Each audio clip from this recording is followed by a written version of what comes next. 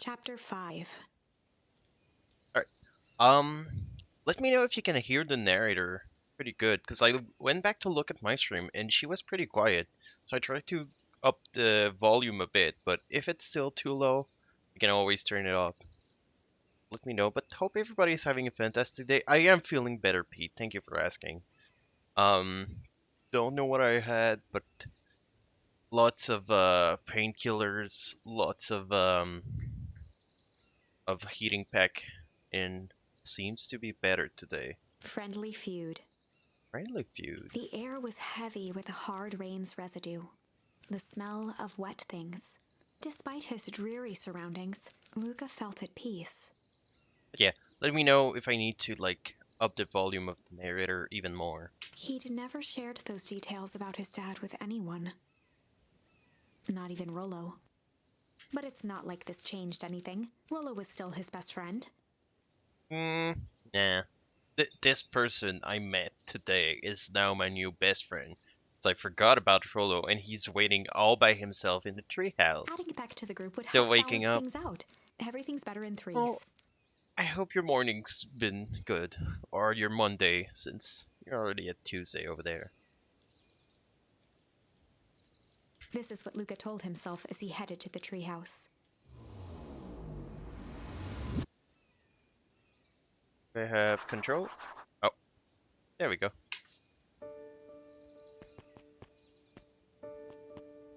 Heck. Alright, can I go back in their house?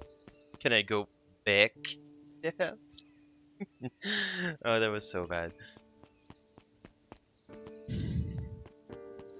Oh. You. No, I love this character. Hey Dom, tracking down a lead? You bet! I heard a juicy new rumor. Turns out, when Sharper Valentine died, he left behind a particular last will and testament. Particular? How? He didn't just give his kids an inheritance. There were conditions. Like what? The document stipulated that their heirs had to take on a child as her ward. Kid or aide, who just showed up to town one night with a lawyer. Solomon? Bingo! So, Harris. Yeah, I know, Satyr. I just cannot pronounce words. I cannot English. So, Harris was forced to take care of him. Yep, or she would have lost everything. Why would Sharper care so much about some random kid? Hello, Quiz? How you doing, Mr. Quiz? Having a fantastic day, I hope. Sharper sold the wild oats. That explained the way Harris treats him. Poor Solomon. How do you find all of this? A good reporter never reveals her sources, Luca. Well, you have fun breaking in their house to find more clues. It's what you seem to be doing right now. Whoa, this been good so far? Just got new technology. Ooh. What is new technology? Better not dilly-dally. Gotta get to the treehouse. I wanted to see the glowing mushrooms. Fire a TV cube. Ooh. Didn't know you could watch your TV on a cube.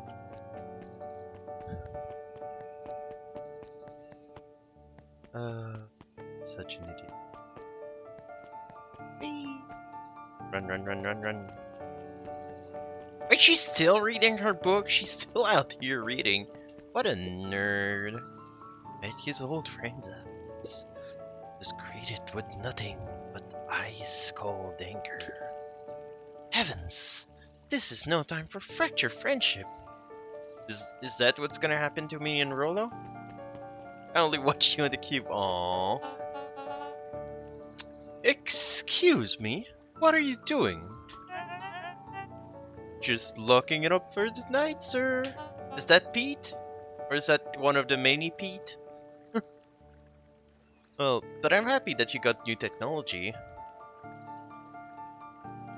Fire TV Cube. I'm not sure if I heard of that before. I've heard of Fire technology from Amazon, but not the Fire TV Cube. Assuming you can watch a bunch of stuff on it. Yeah, I know. Say there, I know everybody watched me naked. Cupcake's taking a shower right now. You'd be... I'm in the minority that's wearing clothes, and... Well, I'm just wearing a hoodie and a shirt. That's it. It's that but better. Okay, fair enough. I can only assume this means all festival preparation have been complete ahead schedule. Not exactly, sir. The storm set us back a bit, and it's getting late, so we all decided to... You all decided?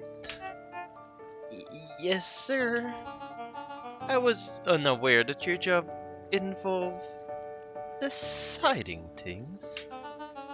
We are all here at Perennial Harvest because we believe in creating a better future. Yes? Yes, sir, very much. Welcome back, Cupcake. Hope you had a great shower and a great morning.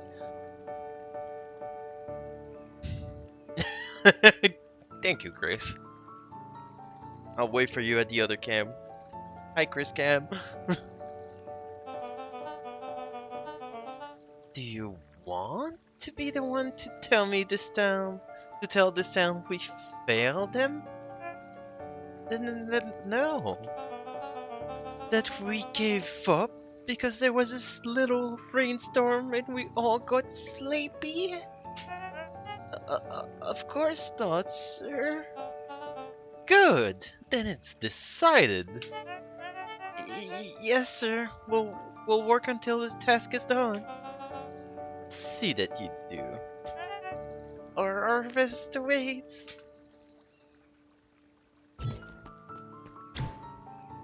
Alright. Can I go in too? Can I go help out? Fine. I won't. Oh, the old guy's not on his chair sleeping anymore. Right.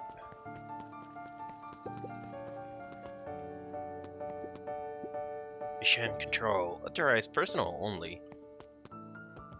Hey, Rollo! Are you still up there? I'm sorry, Rollo isn't accepting visitors at the moment. Come back, never! Luca had only ever heard him speak in this stiff yet gentle tone a few times, and it always meant one thing. It was mad. You're upset. Oh, what makes you say that? Maybe because my best friend abandoned me for no reason? I was kidnapped. But I found a new best friend. I can go back to them if you're just gonna whine. I didn't abandon you. I'm just a little late. Rollo scoffed. Psst. Rain held me up. Liar. You weren't even home. What? Storm got bad and I got worried. So I went looking for you. Imagine my surprise when I made it to your house. And you weren't there. I hadn't made it back yet. I'm not a fool, Luca. It doesn't take all day to deliver some jam. No, that storm rolled out of nowhere. I got stuck after dinners at Beck's. Luca stumbled on his words, knowing he'd said too much. Beck? Dinner? What the heck is a Beck? She's a new kid in town. She's actually kind of cool. You'd like her. She needed help convincing her parent that she made new friends. New friends? I spent all day waiting for you, and you were off making new friends? It's not like that, Rollo. You know, While I was mating, I made some upgrades to mission control. Guess I'll never see them. No, if Rollo's being like this to Luca, I wouldn't want to be friends with Rollo. Well, I can see Rollo's frustration, because, like, let's say Luca left in the morning at 10 a.m. to make 3 jam delivery, and that it's like 7 p.m. now, and you've been waiting all day for Luca to come back with no word or nothing, because we never went to see him to tell him, hey, I'm having something, I'm gonna be out for dinner tonight. He just stood there waiting all day. So I can understand him being angry at the moment. But if he stayed a bitch after the fact, he said he was gonna make his 3 delivery and come by the tree house right away. So,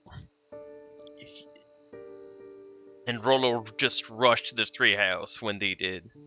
So I can understand him being angry about, like, being stood up all day. The thing for me would be, like, if he stayed angry, like, a day later or something, like, after you try to make it up for him, it's just like, I know I was unfair to you, like, that day. What if, like, I take you out to a restaurant and I'm paying for you my treat, and if after that he's still being a bitch about it, then probably not a great friendship. Oh yeah, I put some blame on Luca as well, because, like, those things you can absolutely communicate, just being like, yeah, I got held up, something happened, I cannot be there.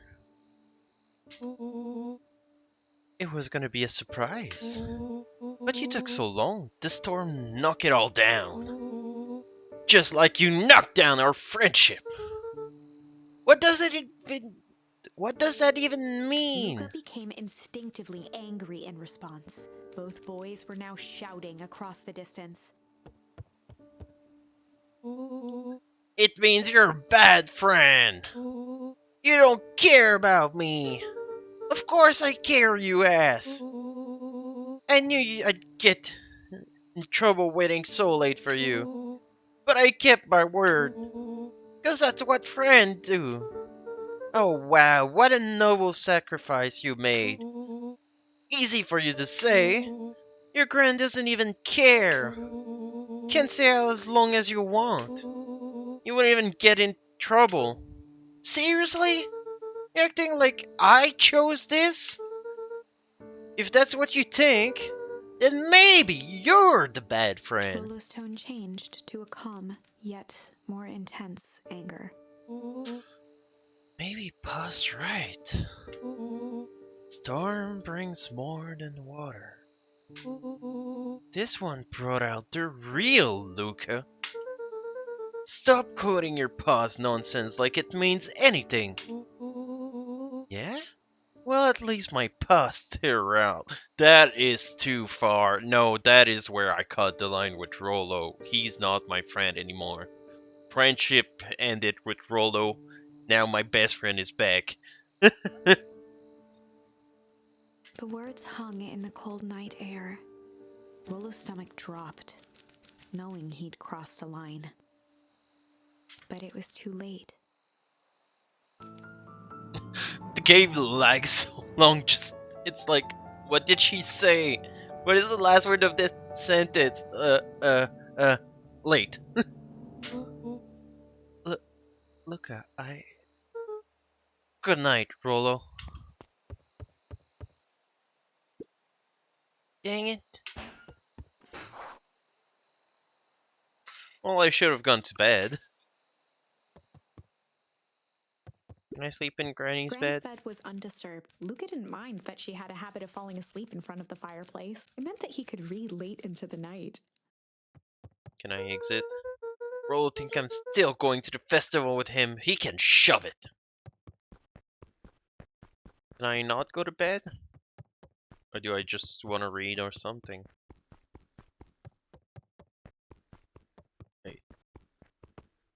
quo. We get change? Oh. Luca dug through his old stuff, not even sure what he was looking for. Whee!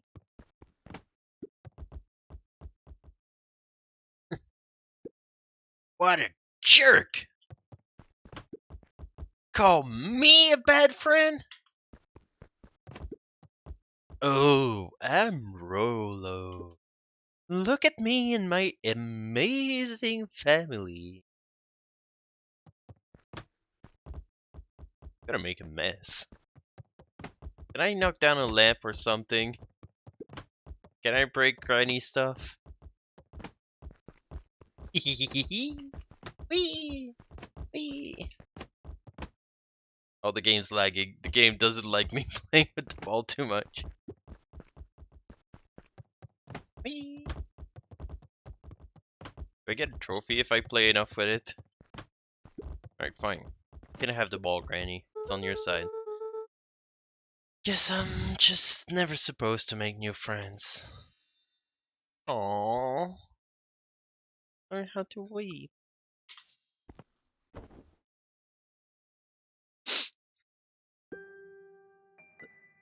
Luca? Gran cooed gently from the hallway. Did you hear them?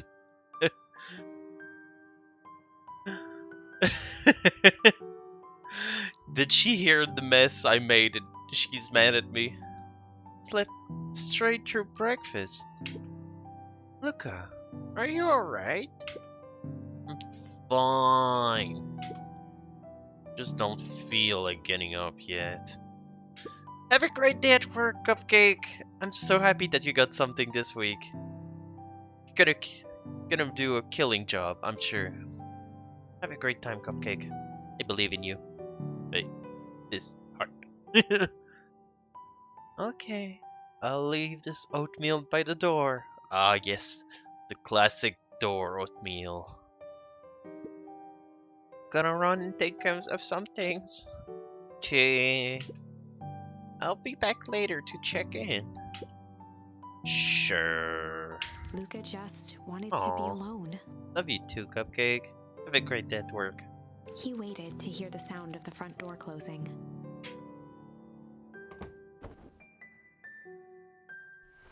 And go back to bed. That's me today, trying to go back in my bed. After I forgot to set my alarm yesterday to ring and and wake up a bit before work. I bet Rollo's still gonna go to the festival. This is gonna be miserable.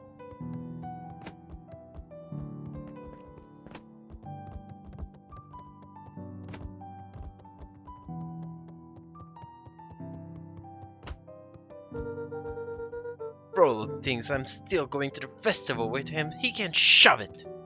Oh, I'm still playing soccer. Am I looking for something in particular?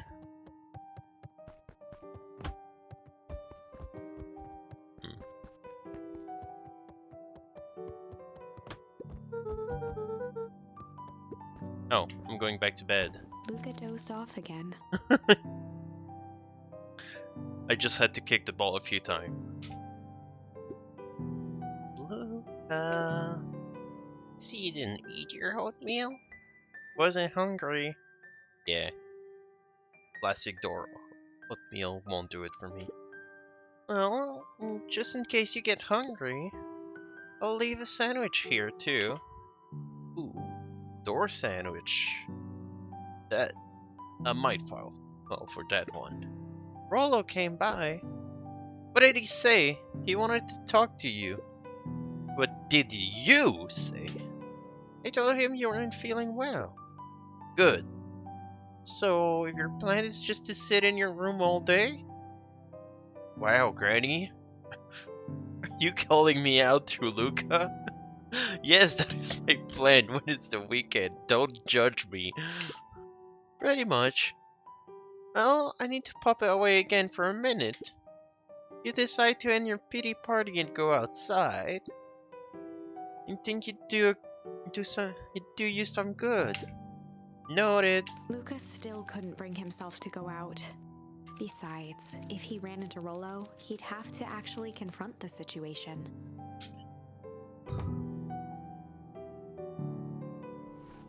Yeah, I'm just gonna stay in my room and play soccer. There's never anything interesting in the festival anyway.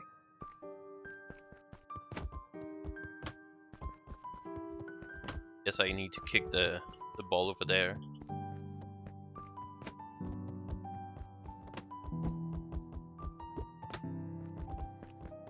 Doesn't matter. Don't care about this book that has fallen. I want my hallway sandwich. Hey, Gonta, how you doing? You do spy a Canadian. I'm doing fantastic. How are you, sir? The Adventures of Hank Atomic. Hank Atomic? Isn't that the series that our friend Rollo really likes? That bastard that called me a dadless. First complete volume. Luca carefully opened the cover. But I'm and doing pretty began good, to read. Gonta. How you been? We're super excited to play more of this game. Luca carefully opened the cover and began to read. Rollo had received it for his birthday. A special hardcover edition with behind-the-scenes commentary and bonus art. Well, if it's Rollo's, now it's mine. I can sell it for big bucks back at the library. Rollo cherished it, but asked that Luca keep it at his house. Luca wasn't sure if it was because Rollo didn't trust himself with it, didn't trust his sister around it, or just wanted an excuse to come hang out at Luca's more often. Well, sucks to be him. I have his book hostage. Whatever the reason, Luca didn't mind. But it had stayed right there where Rollo had stashed it ever since. Now, at the foot of his bed, Luca lost himself in the pages. He'd read it all before, but at this moment, it somehow felt sentimental. Doing very well. Was back online last night after a busy period, so it was great to be back. Oh, glad you're back. And glad you're through the busy period. Always, no, fine. I'm pretty good. This weekend, somehow, I threw my back. Well, not through my back, but I had like a nerve just like pinching in my back, and it was an awful feeling. It's starting to go away. It's not completely gone, but it's uncomfortable, not painful anymore, is how I would put it. But I have some painkiller right now, so I'm not feeling it right much. But I don't know what happened. Like, Seder, we were here Friday night. I had nothing. About 15 minutes after we stopped and I was laying in bed, I did a bad movement. I was just like, oh, that kind of hurt my back. And the next morning I woke up and I was just like, I'm an old man. My back hurts. But yeah, otherwise I'm pretty good. Starting to learn what I'm gonna do in my new position at work, and I'm a bit scared because it's a lot. But yeah. Oh god. Okay. Well, bad news. Turns out my dad has COVID. So that sucks. Fuck. Well, that's how I'm at the moment, Gonta.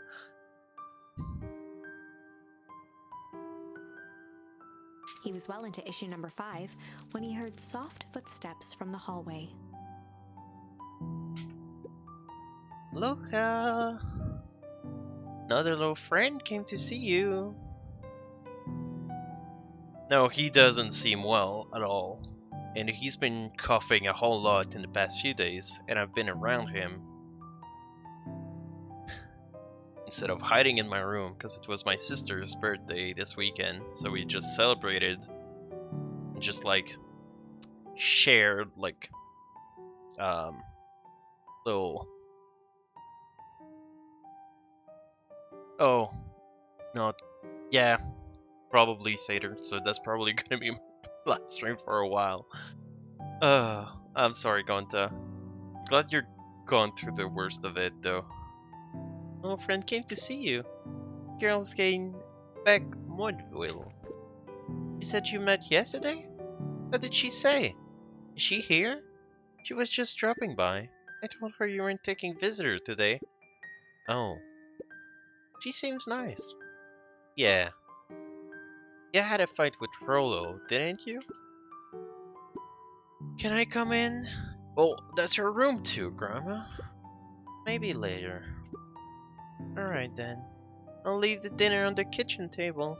In case you want to bite before bedtime. Without realizing it, Luca had pouted away the entire afternoon. He once again felt the weight of it all and allowed his weary eyes to close. Back to bed. Directly on the book. Luca No stood respect. in a vast black expanse. He looked up at his father standing beside him.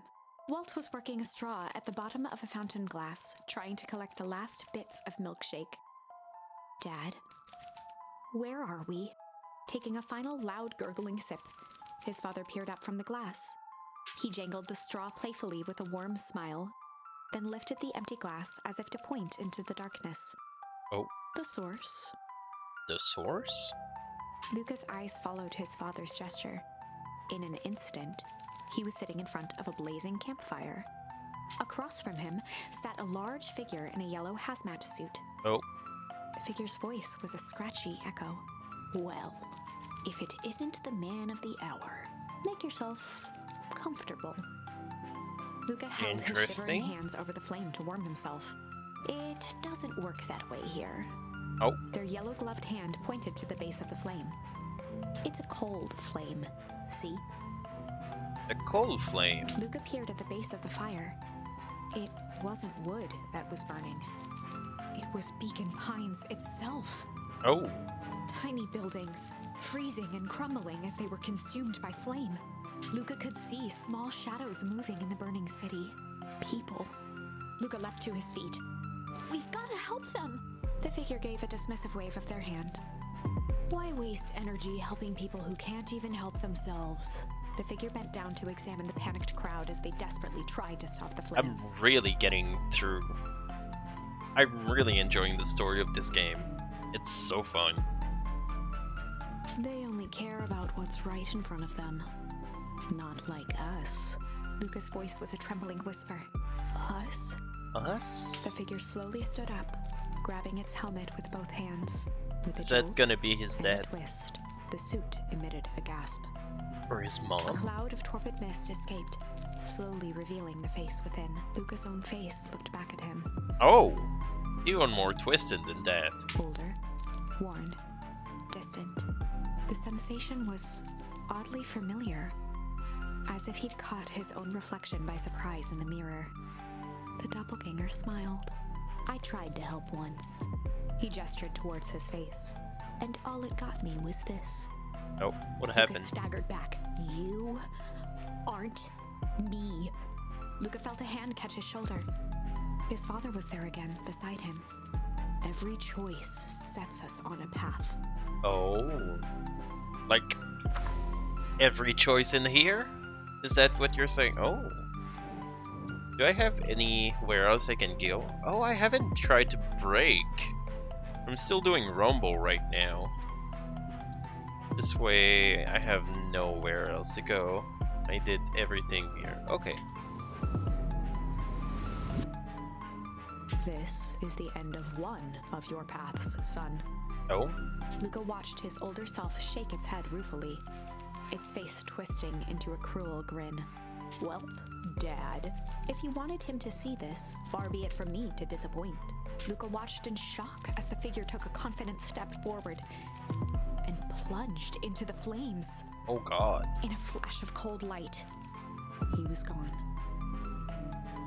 What does all of this mean? Interesting. So that means we can be Luca felt a evil. reassuring squeeze on his shoulder. Just remember, why we choose matters just as much as what we choose. Luca woke Okay. up to see a hazy figure at the foot of his bed, silhouetted in the morning sun. Is it gonna be Granny, Rollo, Beck, Solomon?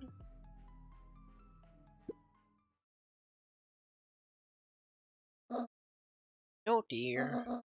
It's only Gran. Luca rubbed his eyes. The kind, concerned face of his gran came into focus. How are you feeling?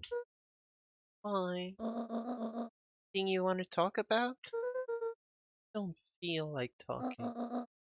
That's just as well. But you sit there and listen a bit. Whatever you and Rollo fought about doesn't matter. But he Gran silenced Luca with a gentle pat on the leg. fight between friends happened. What was said doesn't matter. Important thing is, it's not the last thing you ever say to each other. But he said stuff about Dad. Well, do you think he meant it? Oh, but he still said it. Like, I need apologies. He was just mad. And did you mean any of the thing you said to him? No. Good. One must appreciate friends in their best moments. Accept them in the worst. Learn to accept. Now, get your low butt out of bed. Festival's today. You don't want to miss that, do you?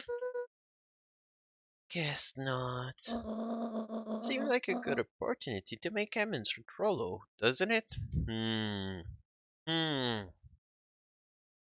Hang on, Granny. I can refuse. I can fight. Rollo. What else can I do? I can shit on Rollo. I can smack him. I can hide from him. God, so many things I can do. Luca gave a reluctant nod. So buy him a corn dog and apologize. No, he buys me food. But he's the one that. What did I just say? Buy him a. That's a good boy. I mean, everything's better with corn dogs. Chat, I need a corn dog.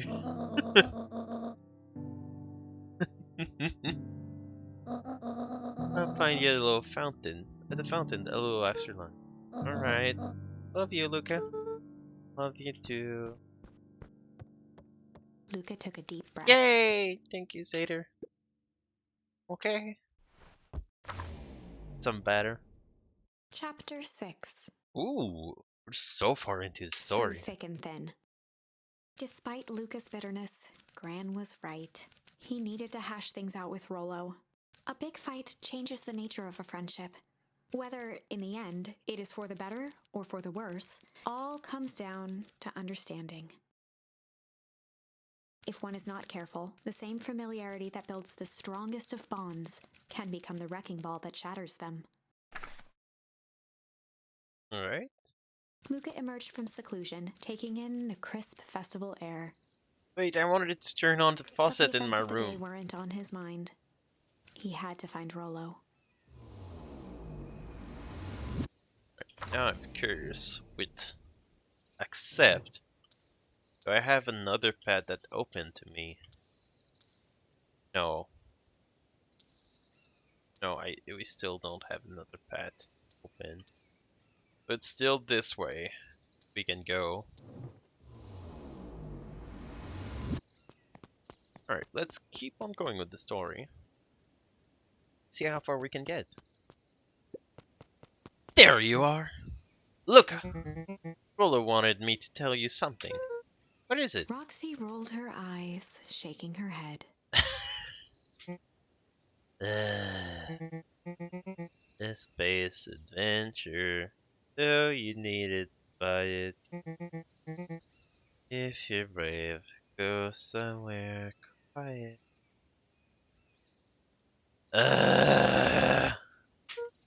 Oh, Roxy, I don't. It's a riddle, Luca. My goofy brother wants you to find him. Luca looked down and kicked at the dirt.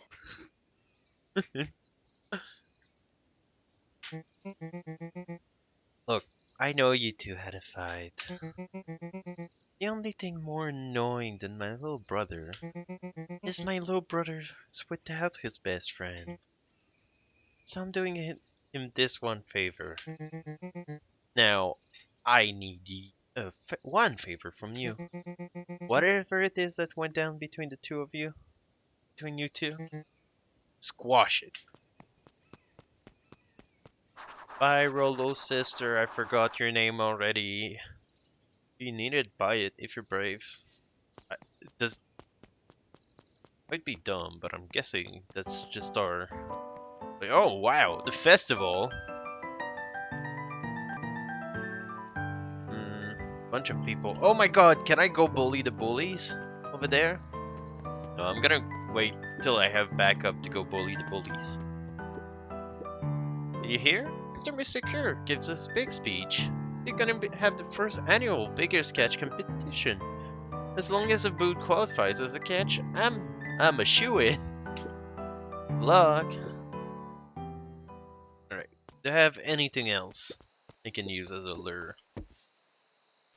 Oh, look at that. Luca wrapped New a stuff. twig of thyme around the hook. Some fish have refined taste. Whee!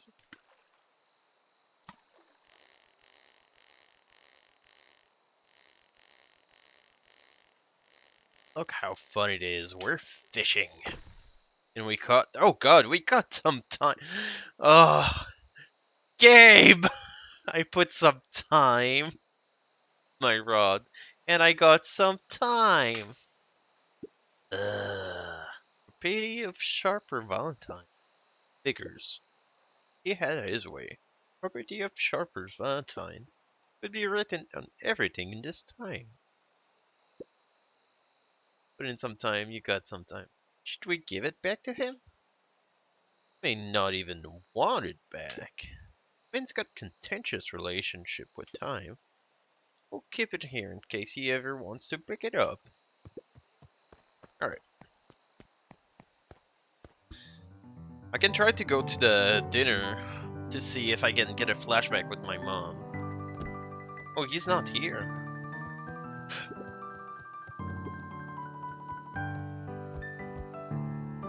I thought he'd be here. Luca's winter coat decommissioned for the summer. With the cold holding out longer than usual, he reconsidered its usefulness. Yeah, that's the coat the other kid stole from us. Alright, I didn't read the riddle, I just assumed he'd be here. Let me... Space adventure. Go you need it, buy it. If you're brave, go somewhere quiet. Yeah. Space adventure.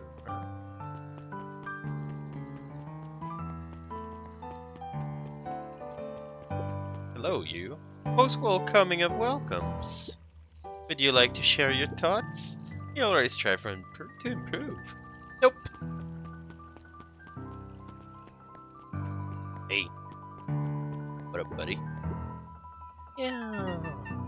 I've got a question for you. What do you think this whole festival is for? I figure it. The perennial harvest is trying to win over the town. Like a bribe, but with balloons. Cynical. Like where your head's at. That's what I assumed at first, too. Till I eavesdropped on a couple of gauzy clipboards. If I told you that all this whole thing is really special shindig for a super secret guest of honor. A special guest? Who? Haven't dug that deep yet, but whoever it is, PH think they're a big deal. Interesting. Oh, it's luck. I cannot go do milkshake with my mom.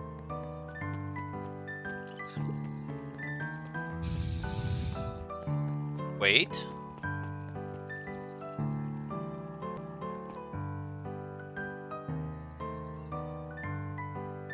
Yeah, she is. She's a bat slave during the day. That's why you always see her awake at night. Alright. Where is he? Oh, can I go smack? Tell me I can go smack the melon. Aww. I wanna smack the melon. History Museum. He's not in there. We watched it already. I'm not watching the movie again. I was able to return the Penishal Harvest safety suit you borrowed. Don't think anyone noticed. Good. Now you tell me what you needed it for? It was a favor for an enemy of my enemy. This isn't going to harm Mr. Curd, is it? All you need to know is that it's for the good of the family. You guys are shady. Where's Solomon? Well, he's probably at the library. Library? Somewhere quiet. Hey, Luca. Kato's eyes lit with excitement. I've been expecting you. Bravo on deciphering the first riddle. Riddle me this. You know, I trust greedy rich dude more than greedy corporate dude. I trust neither. The verse? Oh, you didn't think that was all, did you? Earl does go all out, doesn't he? Kato straightened up and cleared his throat as if preparing to sing.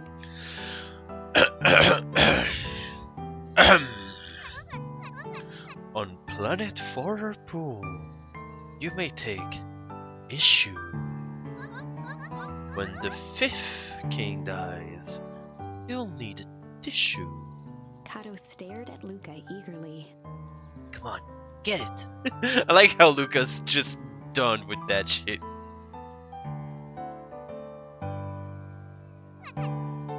Get it? Want me to tell you? No, it's okay. Let me figure it out. Alright, when you find it, bring it here to be verified. If you decide you want it to hand, the offer still stands.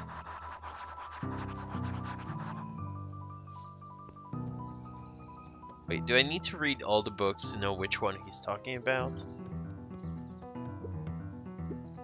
Luca grabbed the Modern Science of Atomic Radiation from the shelf. Once you've got a book, you can either bring it here to me or you grab a different one. Luca grabbed Natural Photography, Volume 5, from the shelf. Oh? Did say Fifth King. Luca grabbed The Adventures of Hank Atomic, issue number 4, from the shelf. Luca grabbed The Adventures of Hank Atomic, issue number 5, from the shelf. Probably this one. What was the hint again? Planet Forerpool, you may take issue. When the fifth king dies, you'll need a tissue. Guessing it's that one. But let's see Luca what... grabbed The 5 Pillars of Success from the shelf. Oh. Luca grabbed The Issue with Self-Help, a helpful guide, from the shelf. Luca grabbed 500 Meals for One Big Pot from the shelf. That's the book he wants. Tekoa! How you doing, sir? Tekoa, what are you doing here? It's your wife's birthday! Well, tell happy birthday for Ruth from me. But how you doing, sir?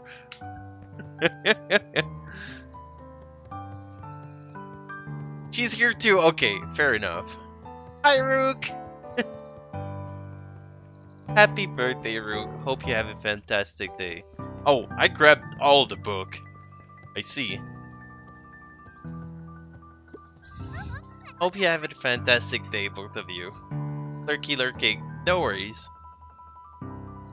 Yeah, no, Seder, when I texted you that it was the burdening this week, I wasn't kidding. So, like, today's Rook's birthday, tomorrow's gonna be my sister's birthday, the day after is Meow's birthday, the day after that is Lori Borealis' birthday, then next week it's my mom's birthday. It's gonna be also Shiratora Tenshi's birthday. Then it's gonna be Panther's birthday on the 26th. And on the 28th, it's gonna be Iota's birthday. So yeah, the burdening in those next 2 weeks.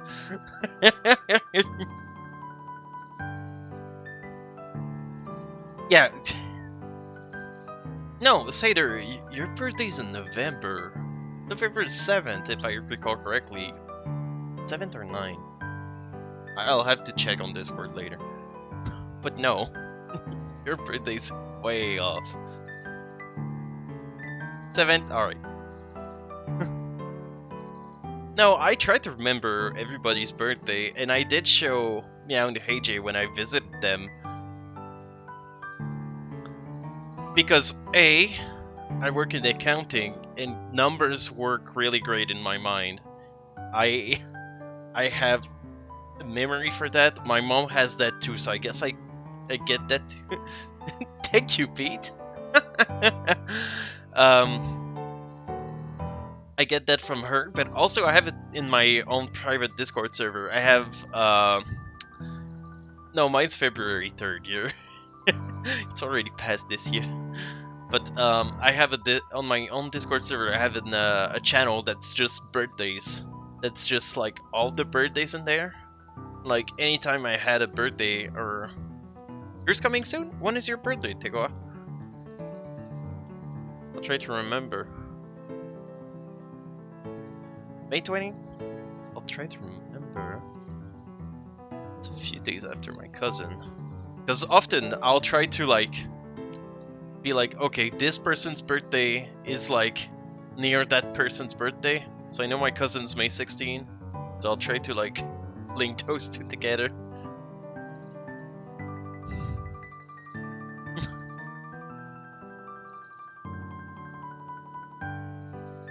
No, I miss people's birthdays sometimes. Because I'll remember the date. But like, people are gonna be like, it's April 17. And I'll be like, yeah, it's April 17. What of it? And like 3 days later, I'm like, oh shit, no, it's Rook's birthday. But Rook's birthday is just before my sister's birthday, so I tend to pay more attention to the date around that time. Because my cousin's also April 15, so like all the birthday following each other. Oh. I'll still try to make the effort. Alright, let's continue the game. Let's see what we have here. 500 meals for one big pot. Nope, I'm afraid that's not the correct book. Okay, here's a hint. Planet Fofo, you take issue. Fifth Kingdom. Yes! I know, I tried to go back up to grab the correct book, and it's not there anymore. Game! Let me grab the correct book. It's like there's no more books I can grab. Hi, Jace. Still working through the Norwest Hankademic? Know it. Fascinating canon towards the end. You know, its atomic shrink array doesn't technically shrink stuff. It uses inverse quantum particle decay. You literally grew the entire universe around an object. What the hell? Leaving that object unalterated. It just looks shrunk compared to everything? Bingo! Wow, but Jace, no spoiler, please. Oh, right, sorry. Right? Like, you cannot tell me that, like, I need to do a puzzle and then not let me, like, grab books as I want. Yeah, no! I know. No, they're not here. Stop lying to me, you damn penguin. Might have to,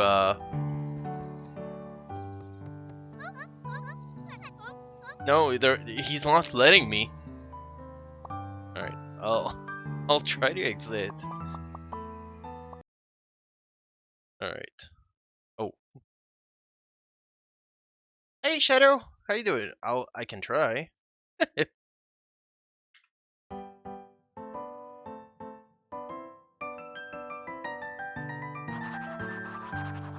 No, I cannot even, like... Alright, things are back.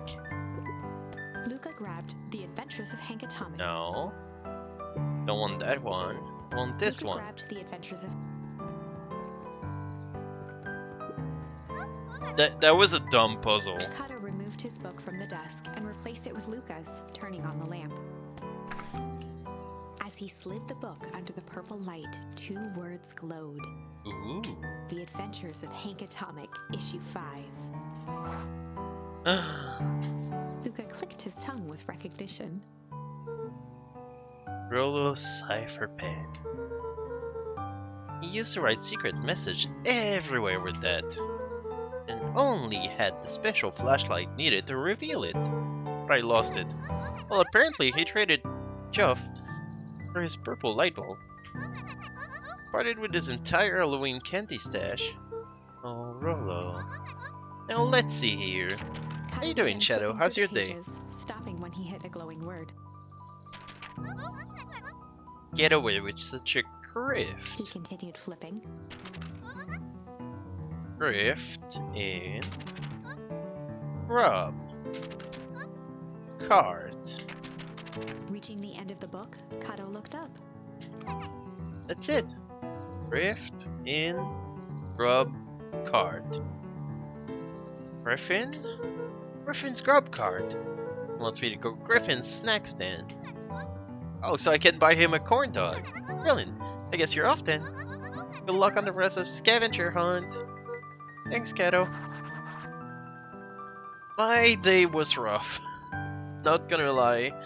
I had 4-hour formation at work today, given by 2 Americans who don't speak a word of French. I'm decent in English, but for work, English is much harder. Like, casual English on Twitch is easy, but like, it's much harder on for work. So like 4-hour formation on a new program was just rough. Can I ban you, Satyr?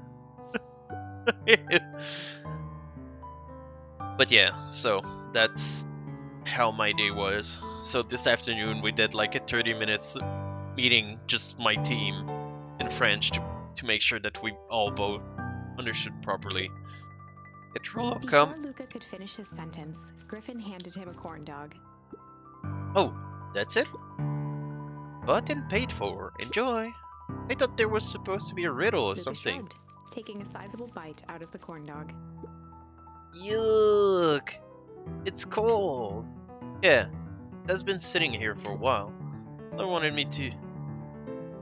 me to be sure to give you that one specifically. Well, that's Luca just... tugged at his cheeks, feeling something rough between his teeth. He reached into his mouth and pulled out a slip of paper. Oh, come on. He shook off the bits of corn dog to read the slip. A pickup when you need some pep. Near the fountain, up the step. Luca finished off the remainder of the corn dog. This is getting to be a whole thing. Only hires German-speaking people from now on. You cannot control my work. You're not my supervisor! I didn't read the riddle. Pick up when you need some. Near the fountain, up the step.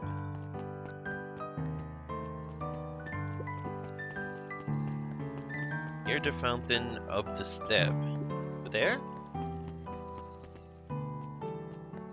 Hello?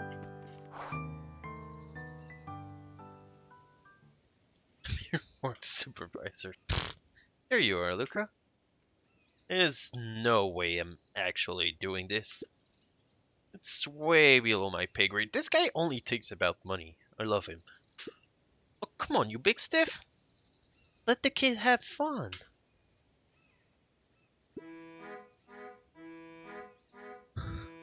Du soll mich nicht sehen? Da. But Rollo owes me one. Lumi waved his hands around sarcastically as he began. It's John Cena? What? What takes light but has no wings? Final, final task, a friendship brings. See, that wasn't so hard. Hard? Oh my. I just learned how to be hard.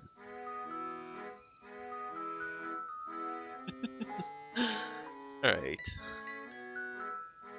I feel cheapened somehow. Think it's sweet. 6 late, but it has no wings. Your final task, a friendship brings.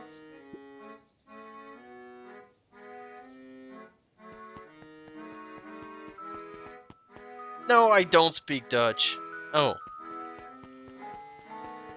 Where do I go next? Definitely didn't ignore him on purpose. Bye!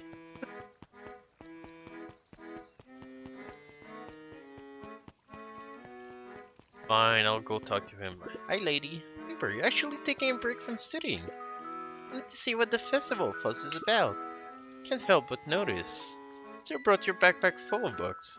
Luca, backpacks can carry a lot more than books. True, true. Books.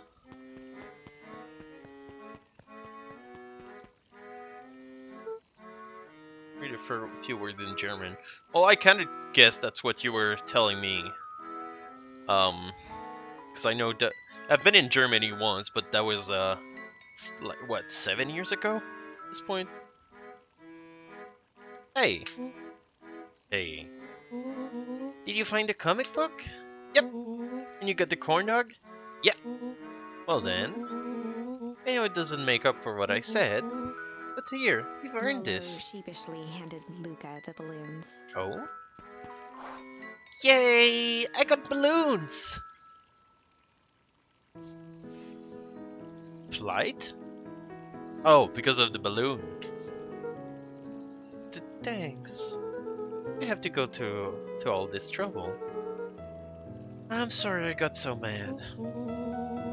Dang it, you were supposed to let me apologize first. Oh, sorry. Now you've apologized twice before me. Just let me do this. Luca, I'm really sorry. Everything that happened with your mom and all. Always wanted you to be there for you. Be a good friend, you know? When you said you were hanging out with someone else, I kind of freaked out. Rollo. Still my turn. Yeah, probably. I feel like if you needed some new friends to help you, it meant that I wasn't good enough. That I was selfish and wrong. I was wrong. I'm sorry, Luca.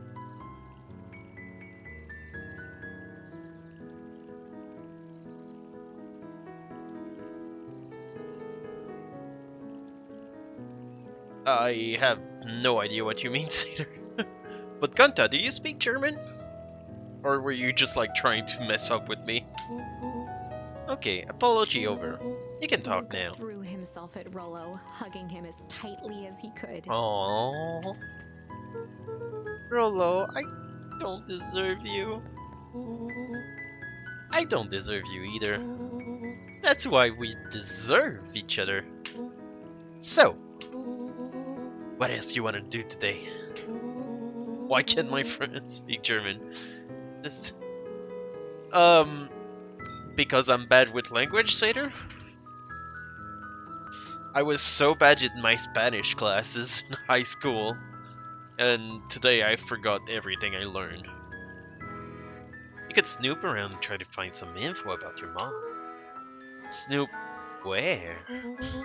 I'd probably sneak into Perennial Harvest HQ while everybody's in the festival.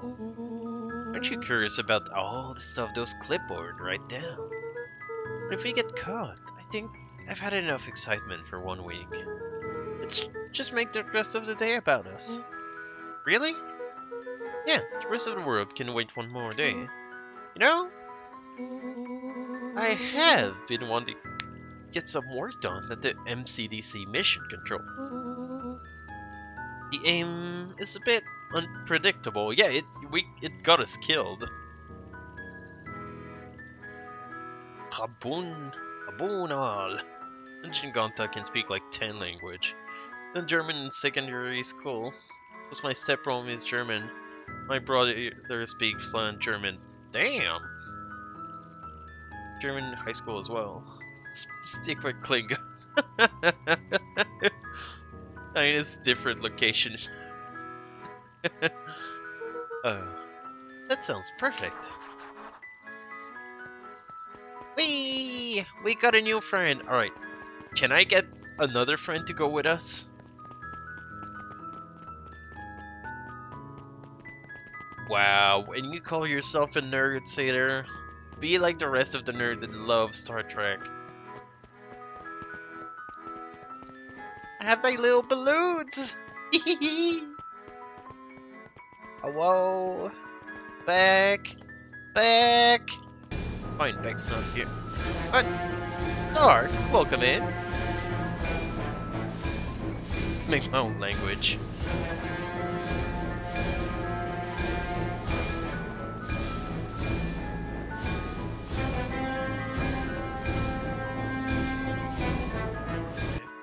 Thank you for the shout out. Oh, what?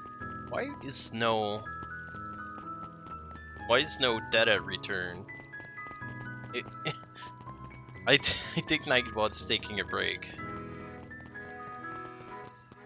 Ike, welcome to our festival. Don't forget to come back in later for Mr. Kern's speech. International Perennial Harvest Festival sign reveal. I want to miss it. Can I buy you a drink? You're cool. How goes the beetle hunt? Very rotten. Haven't seen so much as an extra VA. It's just not the beetles. This morning I couldn't find any critters at all. Like everything that buzzes or skitters just packed up and left. I'm sure they're out there somewhere. Yeah, that's a good point, Charlie. Yeah, I was thinking the same Maybe all thing. commotion at the festival spooked them. My dad learned only one sentence from my stepmom and still use it while in Germany. In Bier bitte. Oh, I love you, Dad.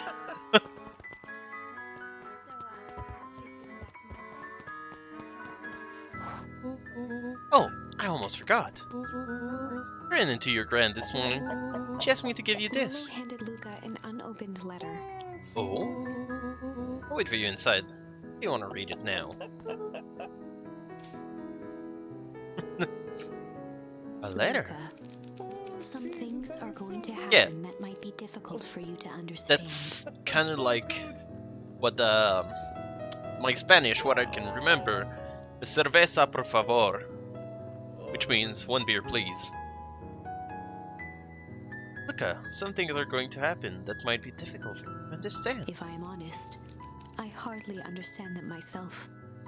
But whatever happens, I need you to know that I love you. Oh? None of this is fair to you. You have already lost so much. We both have. I wish there was a simpler way forward. But if there is, I haven't thought of it. Thank you for doing all the shoutouts. Shadow and Satyr. God knows I've tried. Everything I've done. I did for you. I hope someday you can accept that. Love, Gran. I love you too, Greg. Luca folded the paper into his pocket and headed up the ladder.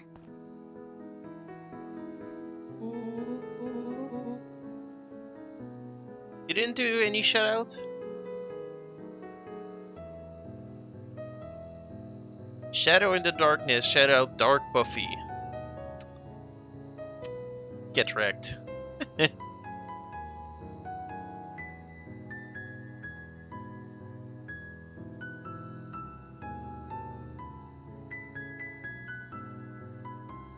Well, maybe you could do one for Mr. Satyr. And maybe I could get one for Mr. Shadow as well. And for Miss Cupcake that went to work earlier. No, not me.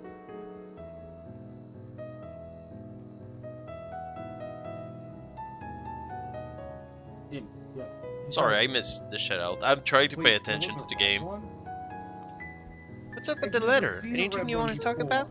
Maybe later. That exists. Sure, whenever you want. Oh, by the way, I like how we played each other. I like how they just... No? You really didn't have to go through all this trouble just to apologize. I know, but we've been looking forward to the festival for weeks. After I ruined everything with my big mouth.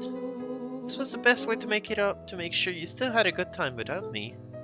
Rollo. Luca was at a loss for words, but that was fine. Words aren't always necessary. The festival seemed nice. Was it? Was it nice? You can still go. Nah, this is fine.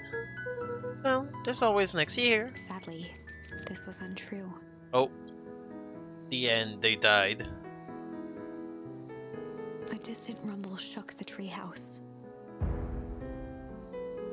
Oh. The background turned like orange like flames. What was that? Man, we missed the It fireworks. was not fireworks. It was something the boys couldn't possibly comprehend. Something as old and cruel as time itself. What the hell?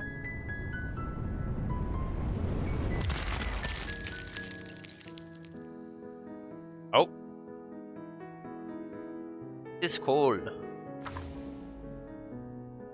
A shockwave I of died. cold tore through the room. A bitter, unfathomable chill. Before they could react, it encased them in ice. Two boys, Oh. reunited by friendship, only to be cruelly separated by a malevolence beyond reason. And so, our story ends on this melancholy scene. In a silent treehouse turned statuary.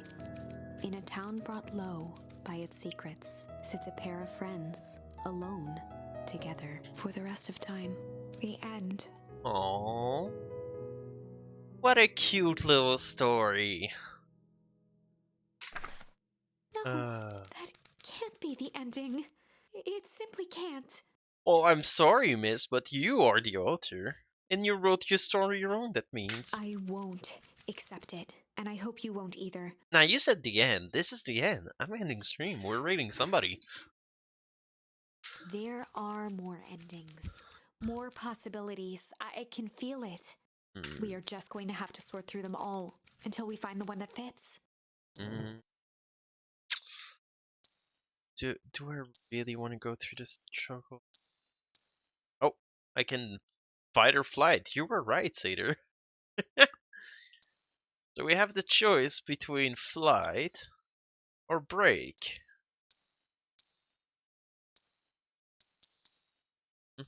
Let's break. We really do share fucking brain cells, Seder.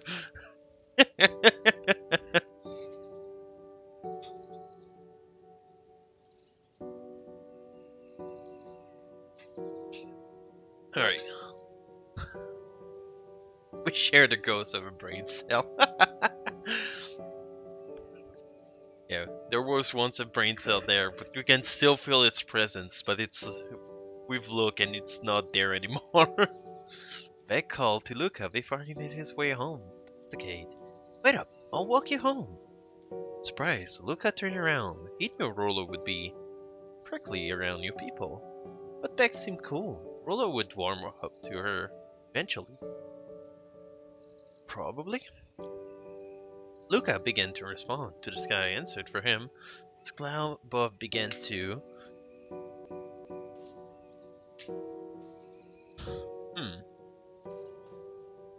Almost wanted to rumble just to hear like the screaming in the thunderstorm moment. Luca began to respond, but the sky answered for him as the clouds above began to break, revealing patches of star-filled summer night. Moonlight filtered down, shimmering in the treetops. Ooh. Sure, you can meet Rollo. You're not going home? No, I promised Rollo I'd tell him about... Luca stopped himself mid-sentence. Promise you tell him what? Spit it out, bub. We're thick as Steve now. There's a juicy secret. You gotta tell me. Okay. You're gonna come to the treehouse, and I'll tell you about what happened. Heck yeah. Wait, did she run off without me? Luca saw Beck skulking by the gate. Tell me there's nothing mysterious or creepy about this place. It's mostly boring and empty. I refuse to believe that. Big spike gate, looming mansion, rich reclusive owners. It even smells shady. Beck grabbed the wrought iron bars and shook the gate. Mark my words, you decadent nightmare house. You will reveal your secrets to me. Oh. What did you do? First of all, I told you so. Second, hide! That's here is Valentine. Who's she talking to? Shh! I expect you to return that suit in working order. Of course. As long as everything proceeds as planned, there's nothing to worry about. The only thing I'm worried about is what's rightfully mine. That means making some unsavory alliance. So be it. Couldn't agree more. Comes a time to suspend hostilities. So we caught them in town, and she was talking to the big dog with the yellow tie. So we know that's probably him inside the suit, because they did talk about her suit together. So I don't know who he is exactly, but I know he works for them. I'll deal with our command thread. Now this is what I was talking about. Beck's voice was an excited whisper. Proper shady stuff. Someone in a suit like that tried to grab me yesterday. Seriously? Shh. You do understand when this is all inevitably fails, I will deny everything. I wouldn't expect any less of you. You just worry about your part in this, and let me handle the rest. Can't wait to see the look on that Rube Curse face. Yes, the truth will come to light. I'm still surprised you're so comfortable with the potential collateral damage. If there's one thing I've learned, is that change is painful. Could even say, ice cold. Bad pun. Wow, I was expecting shady, but that's just flat out super villain talk. If you don't mind me asking, why? Why are you doing all of this? The mysterious figure retracted their mask, hair pushing out from all corners. Oh shit! No, that's not what I was expecting. Grandma? Look at the troll completely again, yeah. So when the big dog said you barreling down a hole, the phone booth. No, that wasn't the same big dog, but what the fuck? Hey Spicy, I guess you were lurking, but... Granny, were you the one that kidnapped me and killed me at the beginning? From all the person I was expecting, Granny was the last one. Down Luca's spine. Especially since I saw him being like, yes, I've returned the suit I've gathered for you. They're like basically the same size. His vision blurred. Beck stifled a sharp wince, and Luca looked down to see himself wrenching her hand. An answer I can certainly accept. Gran tousled her hair back under the face mask. Just remember, keep everything nice and normal until the festival. I don't need lesson in rousing suspicion. Gran gave Eris a curt nod and disappeared into the...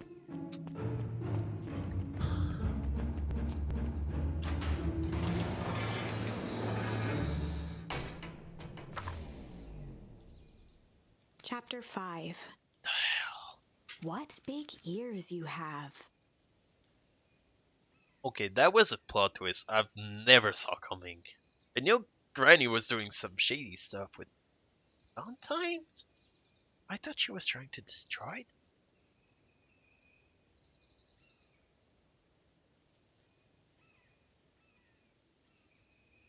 Give me a second.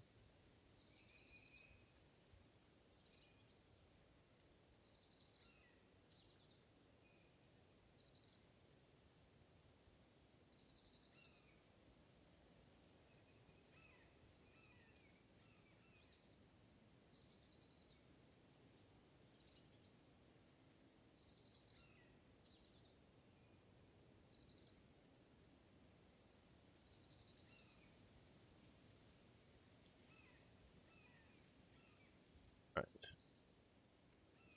Safe down, reached you in corporation. Granny was leaving the safe down, right?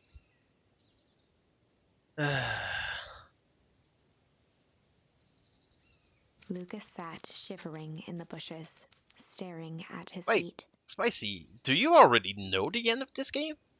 I didn't think you played it. I thought you wanted me to play it because you thought it looked cool. After checking to make sure the coast was clear, Beck gave him a gentle tug on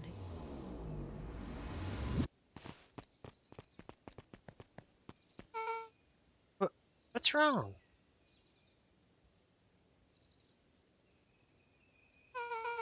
You look like you've seen a ghost. She's not a ghost. Yet. Why are you so scared of an old lady in a hazmat suit? That was my gran. Oh, I remember. Her parents were telling them that they were struggling to reach Grandma when the storm happened. So she was out. You've done it. Oh, okay. I didn't know that you played it. Cider, are you doubting me? Are you doubting me? Look how much stuff I can do. I can fight, I can be hard, I can accept, I can wait, I can be pungent, I can break, I can refuse, I can struggle, I can fight, I can be tender, I can be strange, I can rumble, I can have shame, I can be shit. Well, that's pretty much daily. I can be indulgent, I can smack, I can change, I can be junk, I can be chill, I can hide. I can thunder. I can tickle. Doesn't work when I'm alone. 12-year-old goat kid or something like that.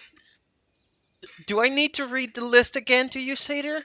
Have you not seen me?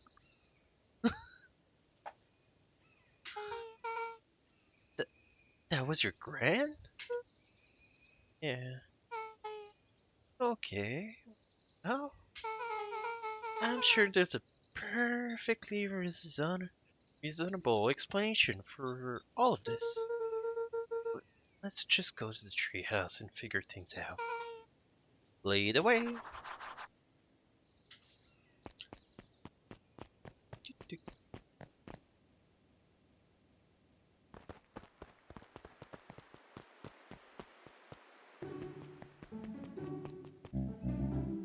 Last time, there's nothing to worry about. Of course, we're not The worried. clipboard finished writing with a scratchy flourish and looked up. Just dotting our I's and crossing our T's. Maybe try minding your P's and your Q's. They could be brown, they could be blue.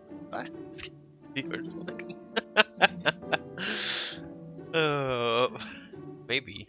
Minding your P and your Q? What the hell? Mr. Nuncreed, arms crossed over his paunch, gave an exhausted sigh. If there's anything you need knowing, you'll know it. Absolutely! If you just sign here, acknowledging everything's accurate, we'll be out of your hair in a flash. Oh, for the love of... He snatched the pad and scribbled his name so hard the pen nearly snapped. There. Would you like my eternal soul as well? The clipboards looked at each other for a moment, almost pondering the possibility, then broke into laughter as they walked away.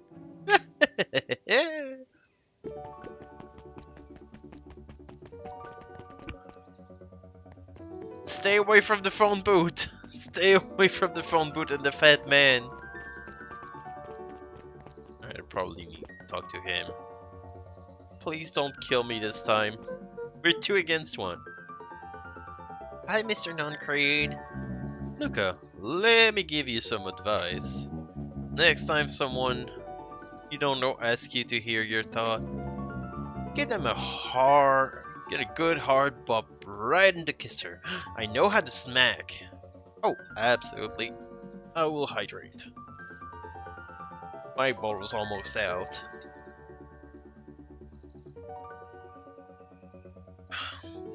This game makes you talk a lot, so I tend to drink more than usual.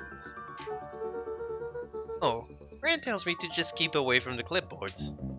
That's good, that's good. Grant's a smart lady, Luca. Speaking of which, you better roam alone now. Go see her. 'Cause if you don't, I'll go first. I mean, what? Too dark to be out wandering on your own. Have you not seen I'm with somebody? I'm not on my own. Idiot. The lady's still reading in town.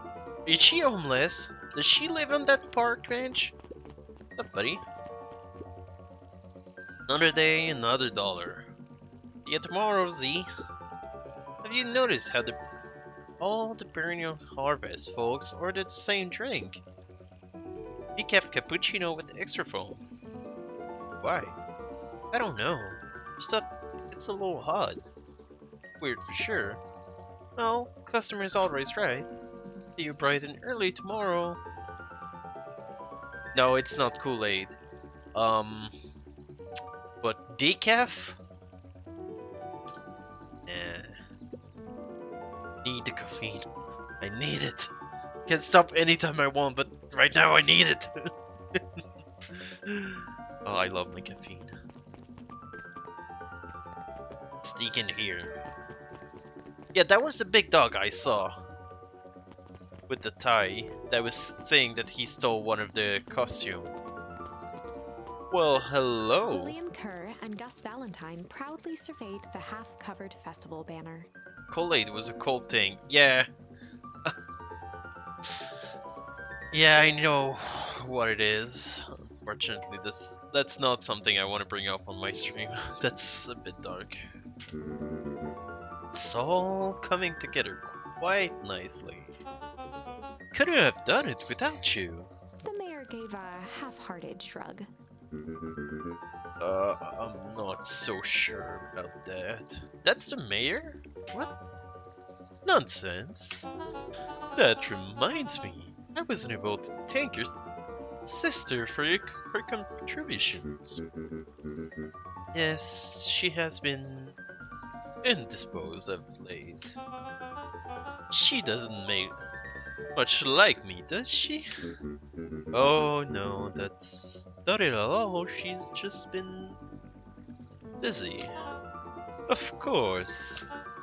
Regardless, I would be forever grateful if you could pass my thanks on to her. The History Museum adds a real air of import to the whole affair. And we couldn't very well celebrate the story of Beacon Pines without including the Valentines. My father was a great man. You're darn tootin' he was. Kerr locked his arm on Gus's shoulder. But I mean, the entire Valentine family. Recent company included.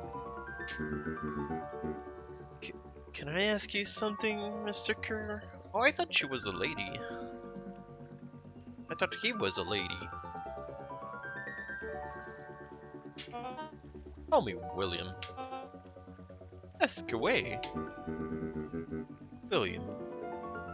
Why are you doing all of this? Gosh, I've never felt one needed. A compelling reason to throw away a party. Not just a festival. All of this. There's gotta be 100 down in their lockdown out there. Why is Perennial Harvest so invested in helping Beacon Spine? You know what I love the most about the agricultural business? Seeds. See? Yep, little bundles of potential. With a glimmer in his eye, Kurt gestured grandly toward the horizon. You treat a seed right, nurture it, feed it, and it can grow into something truly special. You see potential here? Undoubtedly. The seed of greatness is already under our feet. All it needs is a little nudge. And the right leadership, of course. Oh. Good night, Mayor Valentine. She doesn't care about the kids. Oh, he doesn't care about the kids. Why do I think he was a lady? Hey, dude looks like a lady. Hey. Sorry, that was in poor taste. Oh, this is nice. Yeah, the tree house a little further from here. So, what's your buddy Rollo like? Rollo? He's Rollo. Not particularly helpful. Sorry, I've just never thought about it. Lots of energy. He's funny, even when he's not trying to be. Things have been tough for his family since the Fell Harvest. It's about damn time you tell me what this Fell Harvest thing is. It's kind of a long story. Hit me with the highlights. Okay. There used to be a fertilizer company here called Valentine's. They were kind of a big deal. Ooh, big deal fertilizer. It was a big deal to us. Their stuff really worked. Farmer loved it. So Valentine's grew and grew and grew. Beacon Spines pretty much grew around it. Most everyone in town either worked for Sharper Valentine or used his fertilizer. Things were good. I'm sensing a big but. I'd like to sense a big but. I mean, what? Around 6 years ago, Sharper Valentine suddenly died. Something changed. Change? How? Could have been a bad batch. Maybe it was in the water, air, soil. Nobody knows. But all the crops died. Everyone blamed the Valentines. The Fall Harvest. Yeah. Valentine's fertilizer went out of business. Half the town lost their jobs. Sheesh. Next year, the crop came back, but something was different. Plant the crop, do everything right, and it's sort of a crapshoot what happened. No one knows why? Nope. Hey kid, Rollo's farm got the short end of the stick. Yep. For some reason, their farm was hit harder than others. That sucks. Things have gotten better since Perennial Harvest came to town. Beacon Spine Reborn Initiative? Yep, first thing they did was give the town a deep scrub. Even put us in hotels. Went town over for a week while they You fools! They took you away from your homes and stole all your belongings. This is a fake town. This is just cardboard facade. You just walk into a building to realize that it's a fake one.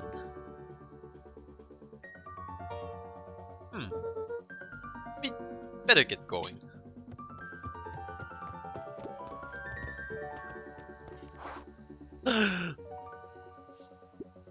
It's about time. I was about to give up and go home. Who's the new kid?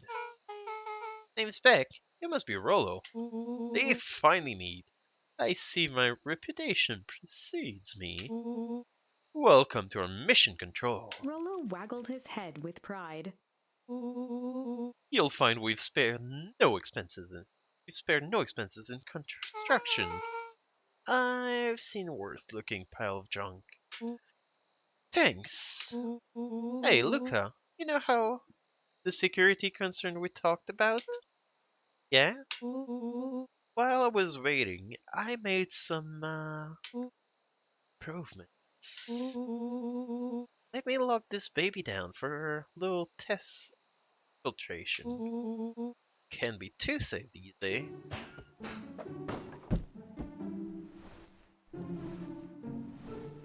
Oh?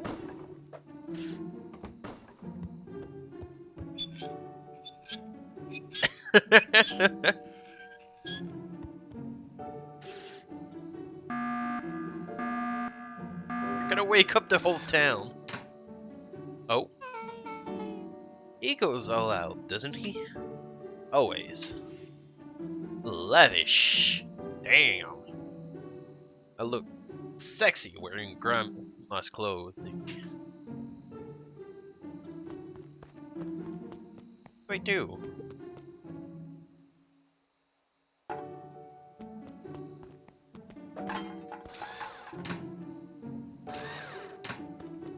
Oh, really? Guess that counts.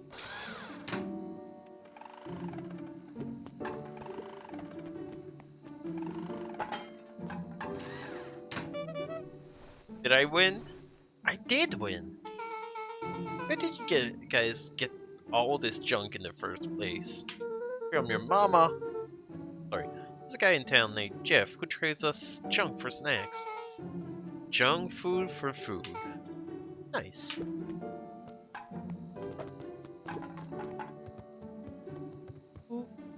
So, very sweet security, right? It was imaginative, I'll give you that. Okay, are we sure we can trust this new recruit? I'll vouch for her. Thanks, I guess. Oh, Luca, you promised to fill me about the Valentine warehouse. Luca sucked in a long breath. So, like I said, there was someone there. What were they doing? I don't know, but the place was lit up and active. Maybe they were squatters. I don't think so. It seemed more organized. When the men pulled me in, I saw some sort of equipment running. Men pulled you in? Yeah, but I got away. You keep saying it was a man, but they were wearing a mask, right? Yeah. Then it could have been a woman. How did you get away? I grabbed a rock or something and broke their mask. They let go and I ran. Dang. That's intense. No wonder you freaked out when you saw your grandma. Yeah, that's the other part. On our way here, Beck and I saw Harris Valentine meeting up with Gran, wearing the same sort of hazmat suit. Rollo let out a low whistle. And they weren't there for idle chit-chat. It was a proper clandestine meetup. So let me get this straight. There was an operation in full swing at the Valentine's warehouse. You were almost abducted by a strange man or woman in a protective suit. Then you saw your Gran in the same suit talking to Harris Valentine. Pretty much. I'm beginning to think this town is kind of awesome. Rollo and Luca shot back a look. No offense. And so, we can logically aliens or alien zombie have infiltrated town. And their leader is your gran, and she tried to murder you. First of all, and for the last time, there are no aliens. Seconds, it could have been my gran at the warehouse. I broke that person's mask to get away. Mask Gran was wearing wasn't damaged. But she's definitely hiding something. Maybe. Your Gran is weird, but she might be the most boring person in the universe. All she does is sit all day, making jam. What could she possibly have to hide? I don't know. We haven't talked much since she moved in. Moved in? Your Gran isn't from here? No, she came a few months back to take care of me after his mom went missing. Rollo! Did you know your gran before? Not really, no. It's been years since I've seen her. Luca, don't take this the wrong way. But are we sure your gran is on the up and up? Wait, is my grandmother not my grandmother?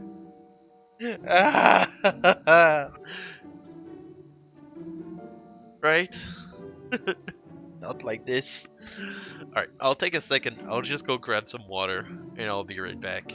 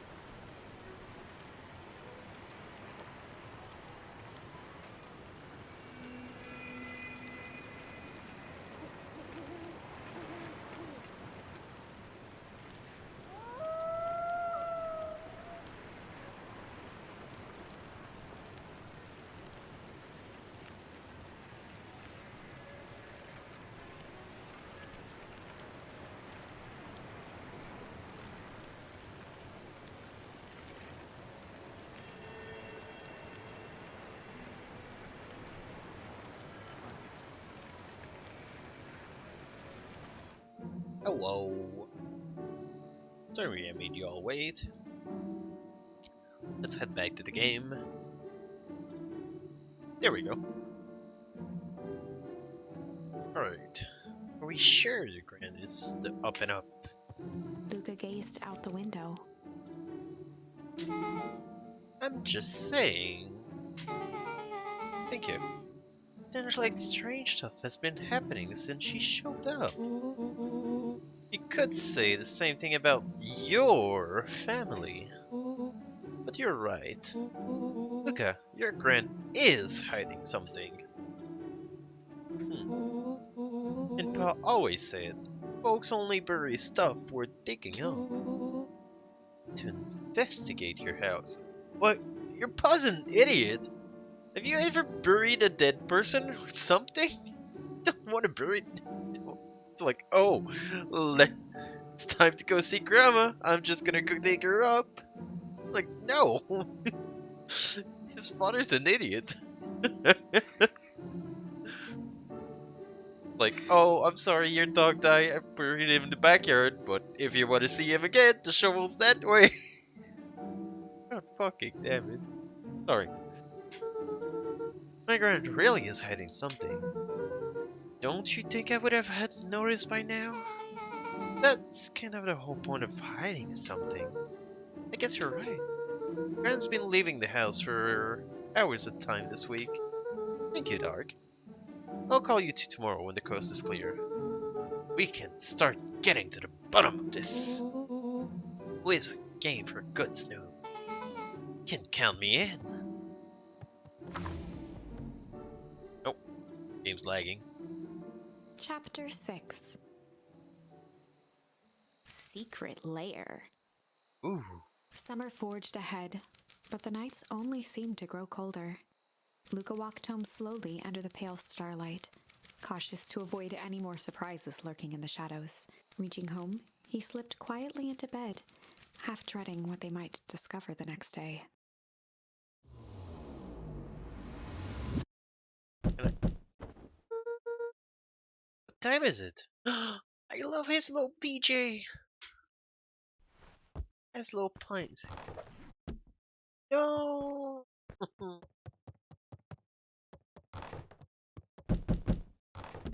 Oh, I can open and close the chest.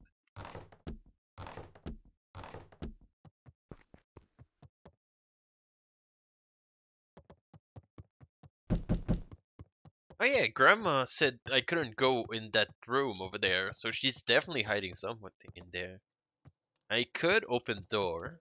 I could also open the water, not close it. Also open the fridge. There we go.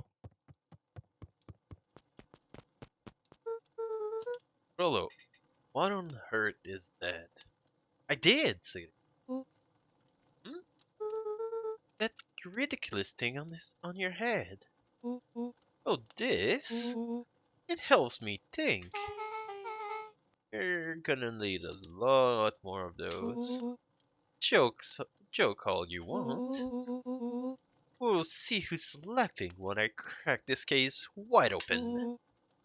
The coast clear? Yep, whatever she's been up to this week, it's been keeping her busy for most of the day. Very well. Game's afoot. It's not a foot we're looking for, it's a clue. Luca and Beck rolled their eyes as Rollo strutted across the room. If I were Greg, where would I hide my deepest, darkest secrets? Perhaps where you might least expect it. Rollo flung open the cabinet with confidence. Aha! As a veil of dust hit his face. I think it's safe to assume anything that dusty isn't what we're looking for. Or maybe that's what she wants you to think. Then again, any good detective knows not to trust their first hunch. First hunches are for suckers. Wait, we just look. No, don't put your hand in the fire. She lit fire in order to burn the evidence. She keeps that fire going every day, Rollo. Drat. Might be too late. Just think of the amount of documents lost to ashes. Okay. I'm gonna stop you right there. Can we just think for a moment? Luca, is there anywhere Gran doesn't want you to go? Yeah, the closet upstairs. Maybe it stands to reason that we should check there first. No dice, it's locked. Well, well, well. Look who stands to reason now. And I have no idea where the key is. If it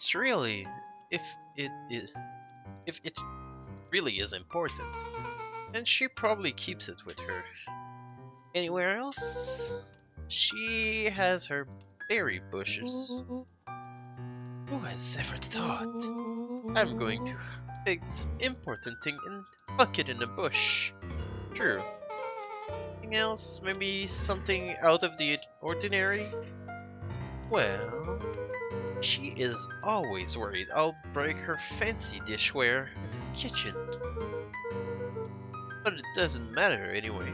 I can't reach the A latch. look of realization crept onto Luca's face. All three kids snapped to glance at each other, then sprinted in turn toward the kitchen.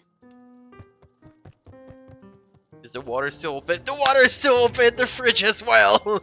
Yes! It's cold in here. Oh, feel it. Alright, Rollo. This is your time to shine. Ah, yes. You've called upon my expert detective skills. Now I shall proceed with... Before he could finish, Luca scrambled up Rollo's back.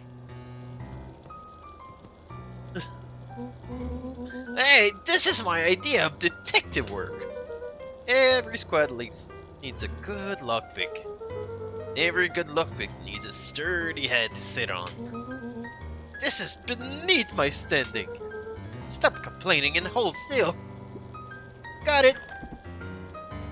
The three crowded around the hutch to peer in. With the glass doors opened, a perfect porcelain display gleamed in front of them.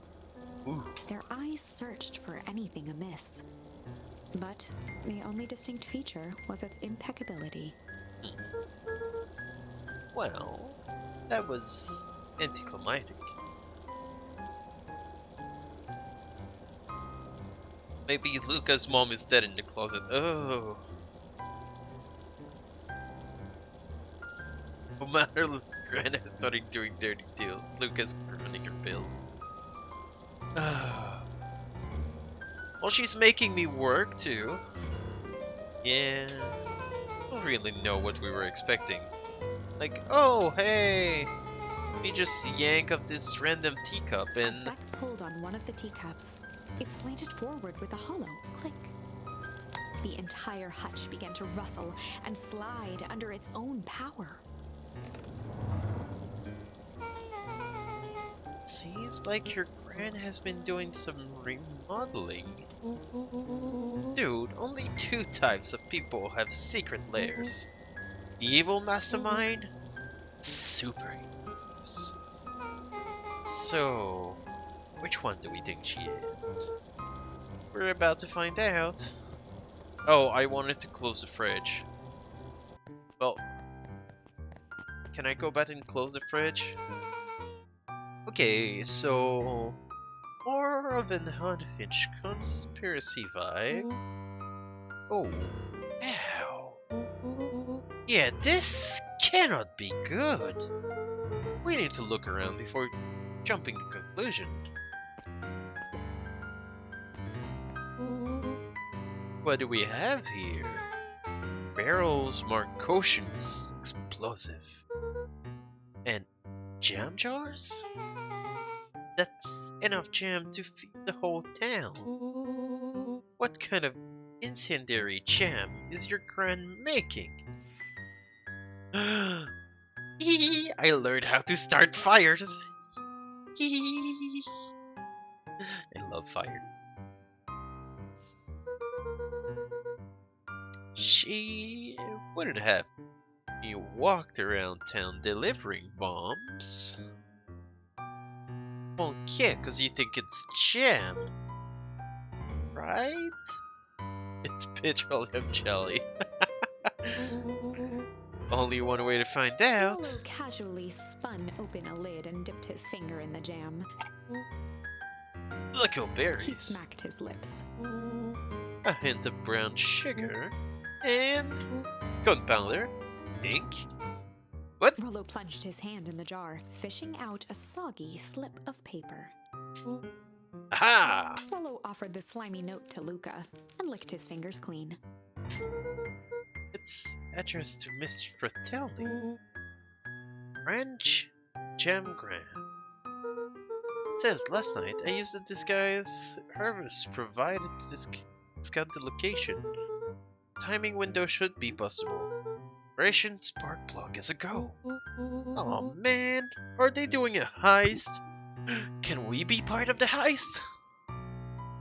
Rollo could be the distraction.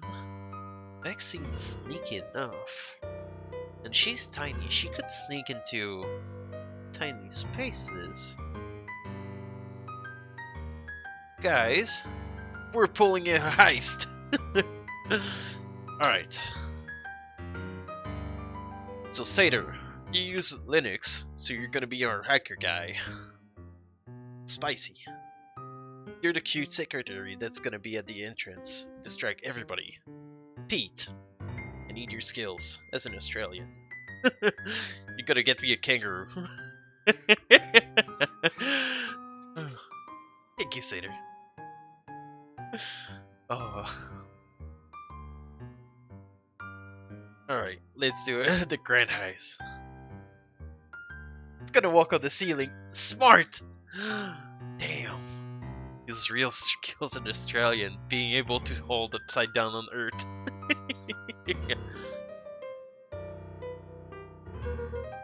Whatever it is, can't be good.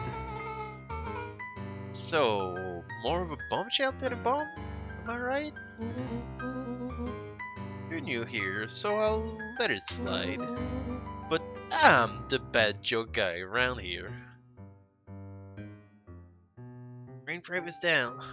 Aware has been successful. Broken their firewall.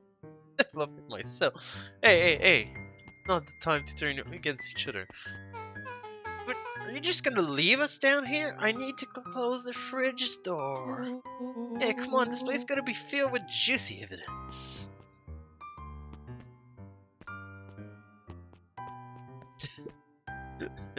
Joke's on you. 70% of 0 is still 0, Satyr. Haha, you've played yourself. A spider web of string connected photos of people from the town, interspersed with hastily scrawled notes. Well, she sure had kept herself busy. He kept saying that his grandmother barely went up in this bed upstairs. So she was probably doing that. Is your gran a serial killer? Worst. She's a serial planner. I'm starting to get a vibe. Don't be ridiculous. Sure, she's tracking movement of everyone in time. To my ghost pepper. Satyr the ghost pepper. I think I'm slowly going insane. As if I didn't start it before. Out of the kindness of her heart. She puts little symbol by some of them. Yeah, Mr. Noncrete has a check mark. The clipboard are all inside a big circle. My mom's are both on here too. Both with question marks. Because Valentine has a question mark. Nurse has a question mark that has been crossed out. Mr. Kerr has a bullseye. The killer has chosen her next victim! We don't know what any of this means. Whatever it means, it's probably not good. You're always funny, Sailor, except when you're not. Luca jostled each cabinet drawer in turn. Only one was unlocked. He fingered through the filing cabinet, pausing at a bulging folder labeled Walter. Imagine being so paranoid that in your secret hideout, you still lock your cabinet. For a long moment, he just stared at it. What do you got here? It's my dad. It's like some of his old medical file. Your dad was a doctor? Luca nodded and caressed the label with his thumb. Well, are you gonna read it? Here, let me help. Rollo swiped the folder from the drawer and began leafing through the pages. He whistled to himself, barely looking at the text. How about you actually read some of it? 1 sec. Dense documents such as this are like a good cheeseburger. It's best to skip straight to the middle. Is that how you guys eat cheeseburger? That's where all the meaty bits live. Wow, I've had no idea we're in the presence of evidence killer in dense document. Okay, sorry, Sailor. Cheeseburger.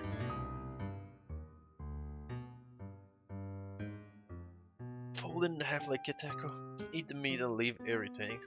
Well, Sailor, I'll have to buy you a cheeseburger to see how you do it. If you get a double, you get 2 tacos. Ooh. By all means, proceeds. He stopped at a page and mimed, holding up a monocle. Yeah, here. Follow the examination of Terence Wilby. Patient shows further sign of paleness ablaze. Body temperatures continues to drop. He now describes soreness, muscles and joints. This is similar to the symptoms exhibited by Miss Wilby just a few days past. Still waiting on lab result for from Joseph. Rollo looked up with heightened surprise. See? Yeah, that's kind of disturbing. Joseph. That's Mr. Nunn's great name. Wait, Rollo's finger traced across the page. there's more scribble in the margin. Could it be contagious? Mr. Wilby claimed tap water at his home has been contaminated. Perhaps environmental. Lab result only raised more questions. It's like he came back to this report later and made those notes. So, it might be related to something Rollo else. scanned through several more pages. Here, the writing looks shaky. I just couldn't help her. This disease, or whatever it is, progresses so fast. With his wife passing, Terrence's condition follows close behind.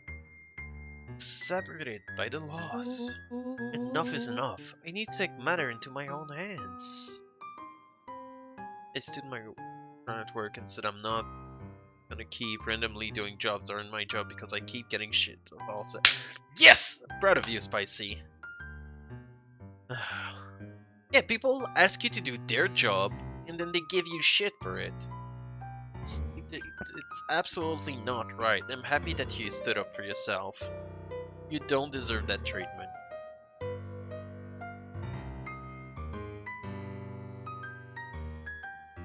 Luca, staring blankly at the cabinet this whole time, spoke softly. What does it say next? Rollo rustled the folder, trying to loose more pages. That's where it ends. What? There has to be Luca more. frantically shoved the remaining cabinet folders, trying to find another labeled Walter. Luca, I think that's the only one. It's alphabetical, see? Enough is enough. How did he take matters into his own hands? This is Luca bullshit! slammed the drawer shut.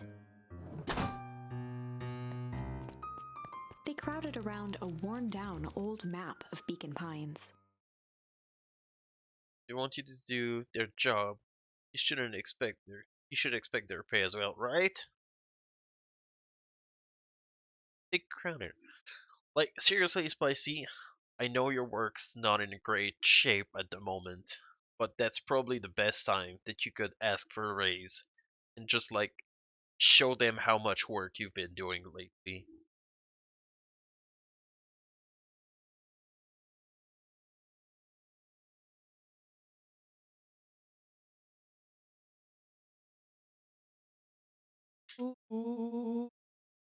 Like at this point, with your manager leaving, they can. I don't think they can afford to lose more staff. Cool. This looks like a treasure map. Not every old map's a treasure map, Rolo. Yeah, but every treasure map is an old map. Can't fault that logic. Look, there's even a pathway drawn on it. Start at the entrance of to town. If we follow it, Rollo carefully traced the path with his finger. it leads right to He jabbed down at the end point. Town Square? That's the fountain in the middle of Town Square. What a weird place to hide treasure. Rollo, that doesn't look like treasure to me. The end of the path on that map has the same symbol as those explosives over here. So it's not hiding treasure? Real bummer. Rollo, what's the thing you've been exciting about for this past month? The festival! You just say goop. This feel like a gold kind of situation? Everyone will be gathered near the center of town. She's gonna blow up the festival! Not if we stop her! What was that? Luca looked up from the map. What was that? No, I heard it too. That was the front door. Which means someone just shut the door. Which means someone's upstairs. Shh, quiet. Hit the light. Beck flicked off the light, and they became statues in the dark. That you have to set your ground. It's not fair that they're making mistakes and they're hoping they're held so much better. The one inconvenience away from being down. Yeah, I'm so sorry. Overhead, creaking floorboards bent under slow, deliberate steps. The kids looked up, the tilt of their necks following each footfall. Uh-oh.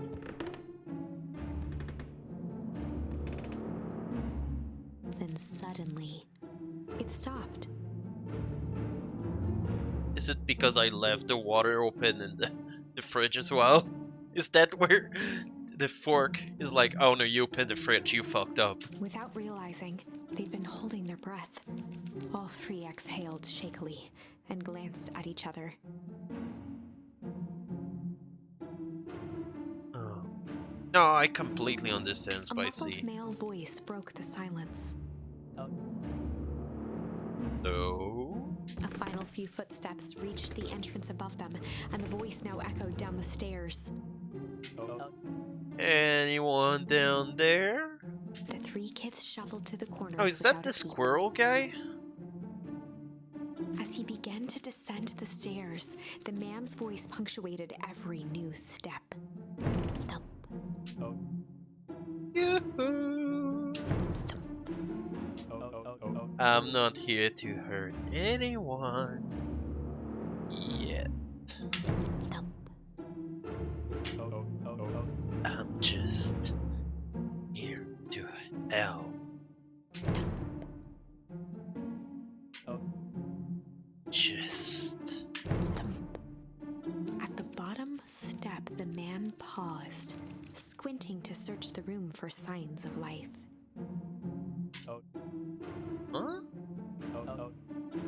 guess it's nothing. Rollo shifted suddenly. Luca gave him an intense, chastising look and whispered through clenched teeth. Rollo, don't. It was too late. Rollo was already inching toward the stairway. He screeched as he charged toward the shadowy figure. Flaming chicken coop! Yes! Redemption! The chicken attack! With all his weight, Rollo tackled the man to the ground. Rollo? Mysterious creepy man? Anyone there? From the dark corner, they saw something move. Well, I didn't know I had it in me. But there was only one way to find out. Holy crap, Rollo! That was awesome! Wait, did you just kill that person? I Lucas sure scrambled did. to the hunched figure on the ground. Pressing his fingers to the man's neck, he sighed with relief.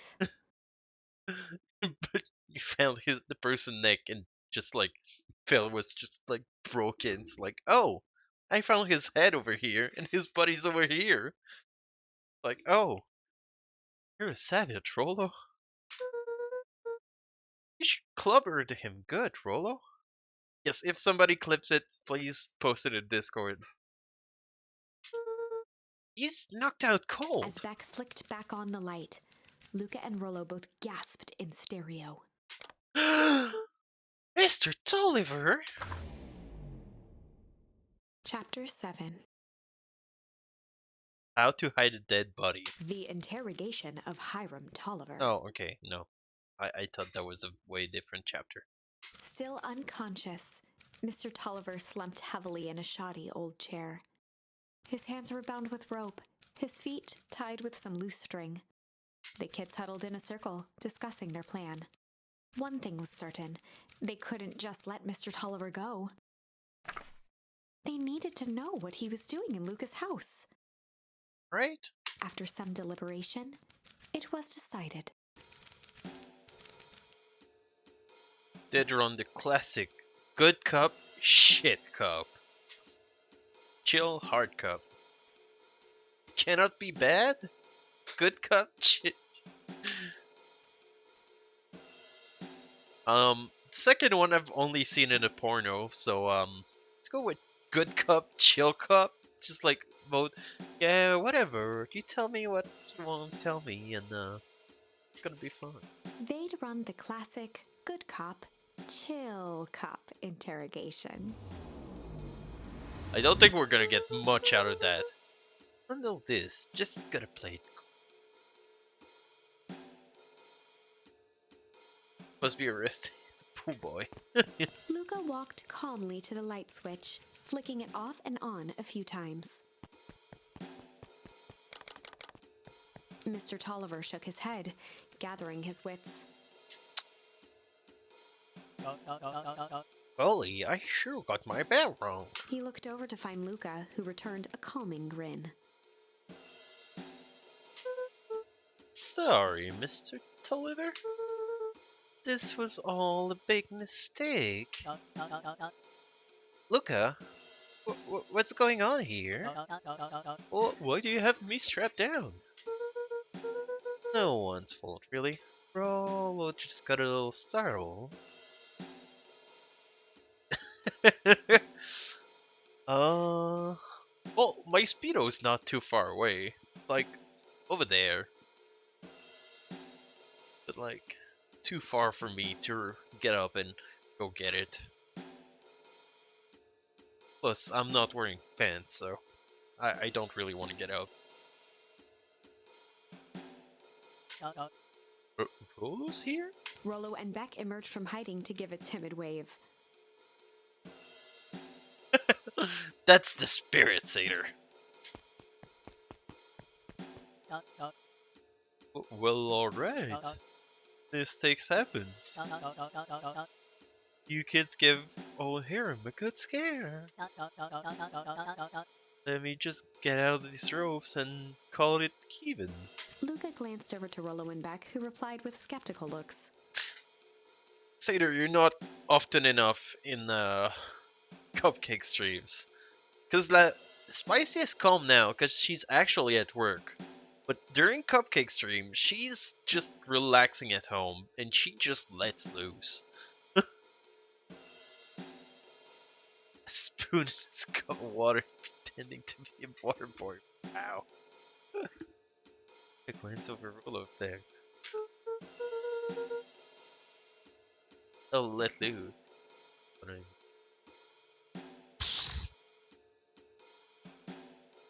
Uh, no, never, Shadow. Mr. Tolliver, why are you in my grand's basement? I'm here to help, of course. Help with what? What's my grand up to? If you'll just cut me loose, I can show you. How do I know I can trust you? Mr. Tolliver exhaled with disappointment. Look, have I ever done wrong by you? No. Since your grand moved to town, haven't I been nothing? Welcome. Yeah. So why would I turn my back on family? It's just all this stuff seems pretty weird. A board with name of people from town, archive of my dad's all disturbing patients now. Luca gestured to the corner. Barrels of explosives. I can explain everything. Well, you can explain it while you're tied up, motherfucker.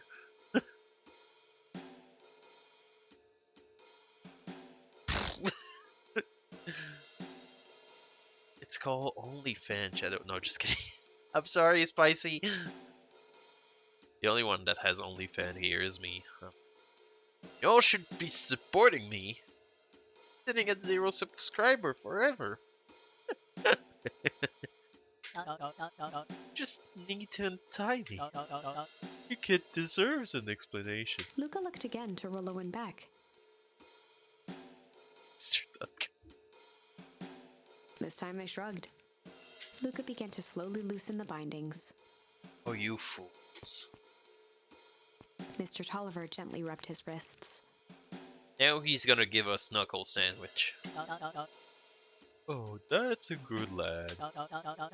This all makes sense in time. He edged imperceptibly toward the stairs as he spoke. You see, this town has secrets, Luca. Very dark past indeed. Before the kids had even noticed his movement, Mr. Tolliver was at the light switch. A past that must be brought to. He punctuated his final words by flicking the switch and rushing up the stairs. Light. Still need my sexy spy calendar with spy posing with chickens.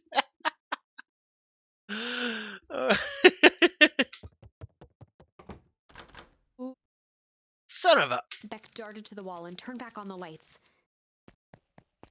It was too late. Rollo confirmed what they all heard. He just locked us in down here. Mr. Tolliver's muffled voice came from behind the door.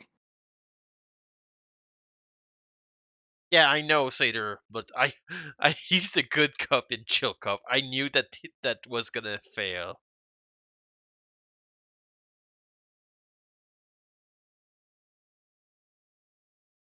Go, Satyr, go watch him. I know. I wasn't lying, you know. This is for your own good. You kids just keep tight down here there. Let the adult handle this. They looked bewildered at each other. Play it cool, eh? Not now, Beck. They heard the staccato thump of quick steps exiting the house. The kids looked down in resignation. This isn't how it goes in Hank Atomic. For some reason, they'd always assumed it was up to them to save their town. Luca opened his mouth, hoping to conjure some magical words to make this right. Only a hollow croak escaped. Oh, The end. I fucked up. You think my cop outfit would let the prisoner out of cuffs? I can run away before get my incriminating evidence. Well, we certainly aren't going to find a grand resolution to our tale locked in a basement. Back to the drawing board. Beginner's Guide to Hostile Interrogation. I really love the image, like down there, just like, what's our plan? How we're gonna break this guy kneecap and get the information we need. Alright, let's see what other path I could take. So I can still use flight over there when this guy's face is fucked up. But we want to continue that story or basement? We still want to continue the basement. All right, let's go hard on that squirrel. All right, chat. Time to get hard. They'd run the classic good cop, hard cop interrogation. Rollo brandished a steely gaze. I've got this. Read about it 100 times. Sorry, Spicy.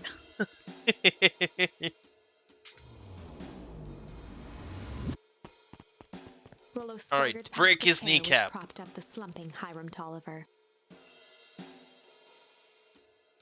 Without even looking at his captive, he began with a long, blustery drawl. Well, Mr. Tolliver. Mr. Tolliver remained motionless. Where are all my ladies at? It's just you. It's always a sausage fest with me. Rollo spun around to face him. Satyr even the AI said that I swallowed too much sausage. Damn you, Satyr. He'd clearly expected to rouse Mr. Tolliver with his booming voice. Mr. Tolliver? Beck and Luca gave each other an unsure glance. Rollo slammed his fist on the table. I said, Mr. Tolliver! He grabbed the table lamp and beamed it onto the unconscious face. Mr. Tolliver groaned and slowly lifted his head. He recoiled with a muddled, weary squint. What in the world? The chair wobbled as he attempted to straighten up. Who's there? Mr. Tolliver could only make out rough shapes through the glaring light. With a gruff tone, Rollo hoped to both conceal his voice and intimidate. I'll be asking the questions here, punk! Now hold on, let's just calm down. Oh, I am calm. Calm as a carrot in dirt. As for you, looks like you're sweating. The doubtful expression on Beck and Luca's faces transformed into awe. We can do this my way, or let's just say I've never needed another way. Rollo, hitting his stride, was now channeling every detective trope his memory could recall. He slammed the table again. Now dance! He's tied up. Rollo? But I don't... Mr. Tolliver's voice became desperate. He was nearly in tears. You tied me down. How on earth could I dance? Dance with your mouth, punk! Spill the beans! What are you doing poking around this house? I'm here to help Jennifer. There's bad influence on all of us. The thing is what happened to most Canadians first date. Oh. Well, just ask Meow and AJ how it was when they first met me. Kind look like that, but not the basement. Oh, so you're in cahoots with Grant? Grant? Mr. Tolliver was in a daze, now more confused than ever. Gonna help her blow up the festival, eh? Blow up the festival? Good lord! He shook his head, feeling more and more dizzy. No, you've got it all wrong. Where is she now? She's headed to the source. Source? What's the source? It's His where voice faded to a whisper. they'll begin. Where all begin. What is Operation Sparkplug? With that, Mr. Tolliver passed out cold. Rollo swung around with a repentant grimace. Holy shit.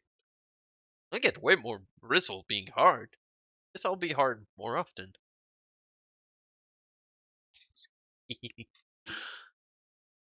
Rollo swung around with a repentant grimace. Damn, Rollo. I think you just went a little too hard on him. What did he say about the source? It's where the town began? We need more information. Yeah, but we better not push Mr. Tolliver any further. Is there anyone else who might know more? What about the History Museum? It just got set up for the festival. Nah, that tent was put up by the Valentines. Everything they do is just a bunch of fluff to glorify themselves. Is there anything more reliable? The Penguin! The library! Library. Is any information about this sort of thing? Kato can help us find it. Buff Wizard call Sorcerer.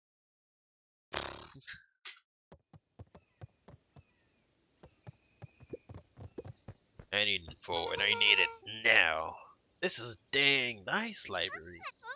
Thanks, we've worked hard on it.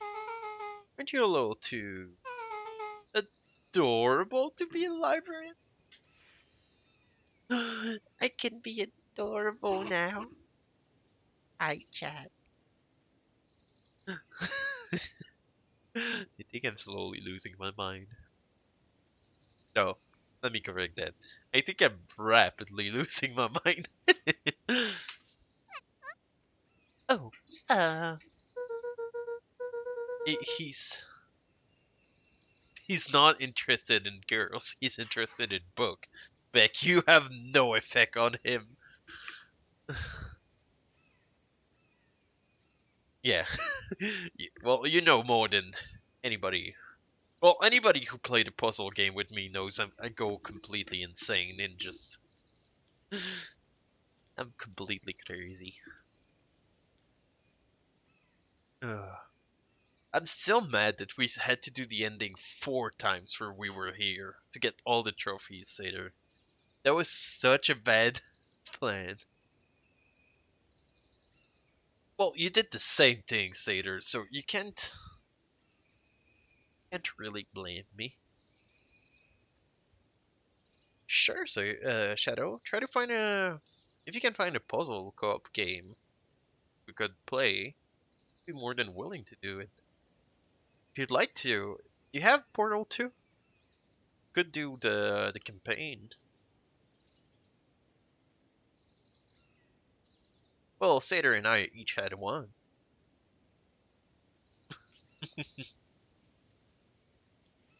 But yeah, the ending of We Were Here, we had to do it 4 times to get all the endings.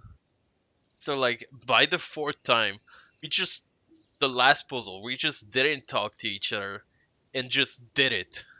It's just like, alright, It's just like no talking, just like, alright, this goes here, this goes here, this goes here, puzzle complete. Let's do the ending. Alright. Geto hung out here so much, eventually they gave him a set of keys. I just keep an eye in place for Miss Novak sometimes. Got you working for free? It's quiet and I get access to all the books I can read. What more could a person want? Fair enough. What can I do for you all? We need a favor. I told you in Rollo. Can't put you any higher on the wait list for the next hangout to make. If you're here with more candy, I'll have you know I can't be bought. Call it a personal code of conscience. Yeah, it's just like no talking, no nothing, just both doing our thing. It's like hammer goes here, dragon goes there, complete. Actually, we were looking to do some research. Now you're speaking my language. What are you looking for? That's the thing. We sort of don't know. What do you got on the history of the town? There's the county record archive. What's in those? Dead newspaper clippings, stuff like that. Very boring reading. But they go all the way back from when the town was founded. Great, we'll start there. Chapter 8. 6 feet under, 3 towns over. What? The kids spent the rest of the afternoon combing through dusty piles of old county records, What time is it? desperately searching for anything that could help them make sense of Mr. Tolliver's cryptic utterance. Luca tried to shake the thought of Gran's basement, but his focus wavered. Explosives, messages hidden in jam, dossiers on various town figures, and a corkboard threaded with photos. Gran was the only family he had left. He still couldn't bring himself to believe the worst. But the old map with the symbol of explosives in town square made that difficult. As the sun began to set, the kids were no closer to the truth. Oh. Kato, you lied to us. If I had to read any more records, my eyeballs are gonna pop. Why didn't you just ask him for the source? We have to keep digging. If I dig another word, I'm gonna end up with those one asinine death record. Rollo Cutter lived a full and wonderful life. Till he read so much boring crud that his brain oozed out of his Rollo ears. shut his book with an assertive nod. If you got a better idea, spit it out. Dig, dig, dig, dig, dig. Just keep digging, just keep digging, just keep digging, digging, digging. What you do? Dig, dig. Never dig to. Sound like my sister. Keep pushing your luck, pal. Only born county record that kills you. I'll put you in the obituaries myself. Rollo muttered under his breath. Your county record. Really? That's the best you got. When I'm done with you, you'll be the footnote in the history. Just Beth like... slammed her finger down on the open page before glancing down to read. G. Hartford here. I'd love to see you try. Hey, hey, hey! We're a little tired here. Just take a minute and, Something tickled the back of Luca's mind. Wait, what was that name, Beck? G. Hartford. From the Brookville Tribune 8 years ago. That can't be right. What is it? G. Hartford. That's my grand name. Juniper Hartford. Gran is not my gran. Maybe there were 2 G. Hartford. Miss Hartford is survived by her young daughter, E. Hartford. My mom's name is Eleanor. Okay, this is getting creepy. If your gran is 6 feet under 3 towns over, then who am I living it with?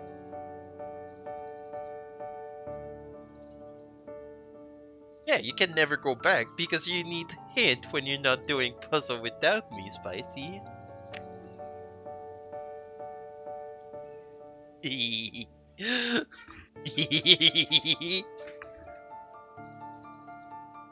Just admit it, Spicy. You need me for puzzle.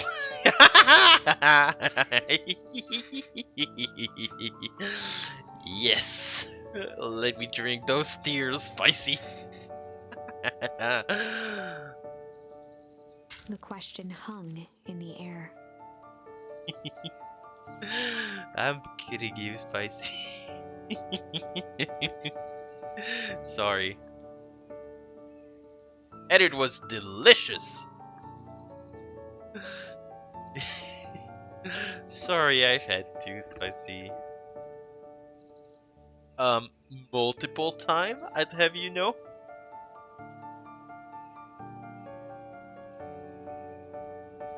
I also electrocuted Satyr. He also drowned. How is it did we fail, Satyr? You drowned when the ladder didn't come up. The electrocution was because it was just a bad puzzle. I should have drowned you. Hey! We both couldn't understand the puzzle. And when you saw my side, you're like, oh, I understand why it took you so long. Well, the thing is, when the water came so deep, I was lucky enough because like the first 2 bar you move with the bottom bar, so I could climb the ladder a bit as you were like fixing the rest of the thing. Alright, gang, I gotta close up for the night. Beck rubbed her eyes. How late is it? Almost 10. Oh crap, Pa's gonna kill me! I gotta go!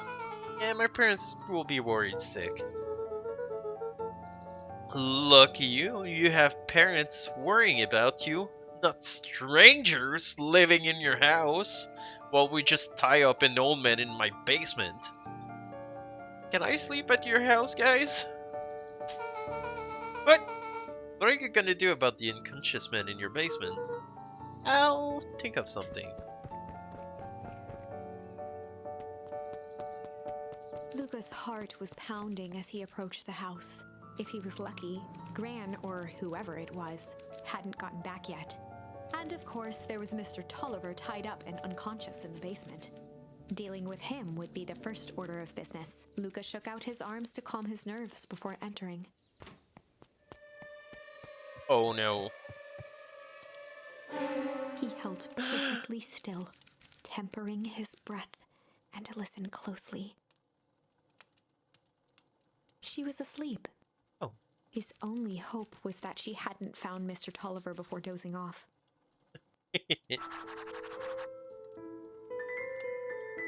Alright. I think we're safe, guys. The fridge still open. Alright, I'll close the fridge, but the water can still be running. Oh, wait. How come the other time I couldn't close the running water? Well, it's still gonna run. Oh. Oh. Mr. Tolliver was nowhere to be seen. Uh-oh. Maybe he woke up, escaped from his binding, and left without a Or trace. maybe Gran knew everything. What do I do? Luca's hungry stomach groaned. Not realizing it, he'd gone the entire day without eating. Okay, I can figure this out. I just need a little brain food. Luca rushed over to the pile of jam jars, unscrewed one, and shoveled a handful into his mouth. Is it poison? Afraid your jam delivery would be He delayed. flipped the lid to read the label. Mr. Nunkrieg. Okay, now I can think. So if Gran knows that we tied up Mr. Tulliver, I'm screwed. She doesn't know that I need to play it cool. Guess the only option is go to bed and act as if nothing happened. Gran will think Mr. Tulliver finished what he was sent to do, left when he was done.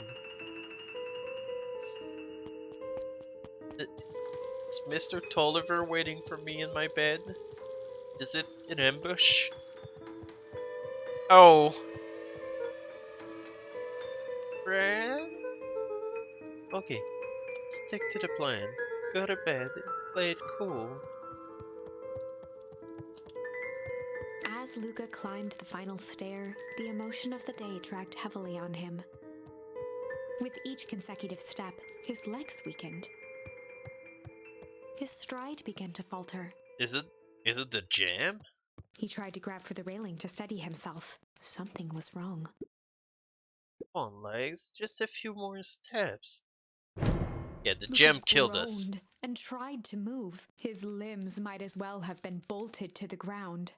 Through numb lips, he mumbled just before falling asleep.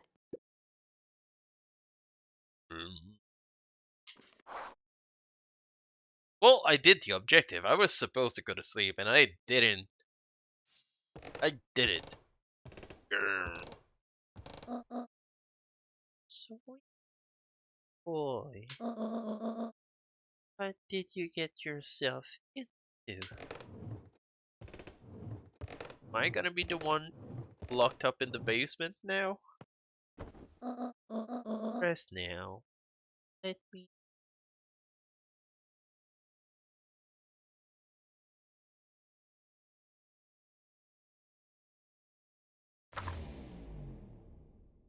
Chapter 9.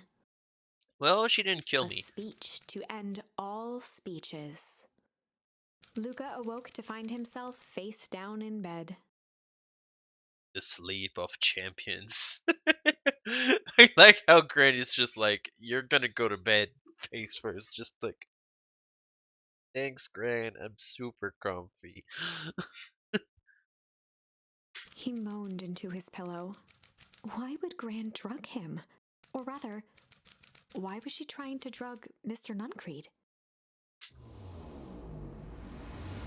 Shaking the questions from his woozy head, Luca snapped back to the matter at hand. Well, it's not like he could eat anything else in the house, because, like, all the food in the fridge is just gone bad. Some idiot left the door open all day. The festival!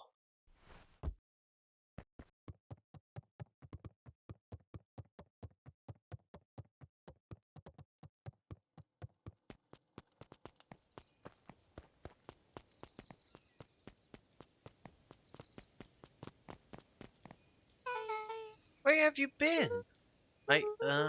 Ran put something in the jam. Yeah, we know. Secret message from the secret conspirators.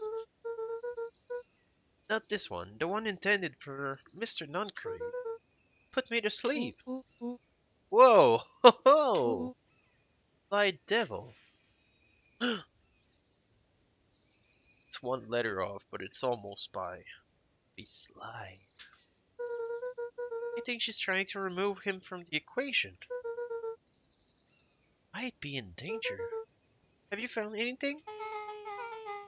He looked around, but we haven't found anything odd. Your Gran is nowhere to be found. But Mr. Nuncreed is just loafing around waiting for the speech. What speech? Fingerghost just got up on the podium. Everyone's gathering at the stage. Let's get moving.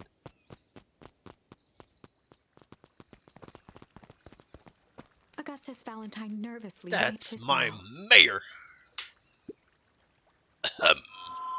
Is this thing? Hello, Beacon Spines. Augustus Valentine, you're mayor, and I suppose you already know that. Oh, yes, before we get started, I just wanted to take a moment to recognize someone who couldn't be here today. This town wouldn't be where it is today without my father, Sharper Valentine. So I thought we could begin with a round of applause befitting such a great man. Wow, it's like, oh, my dad died a few years ago, but you can still all suck his dick, right? Come on, guys.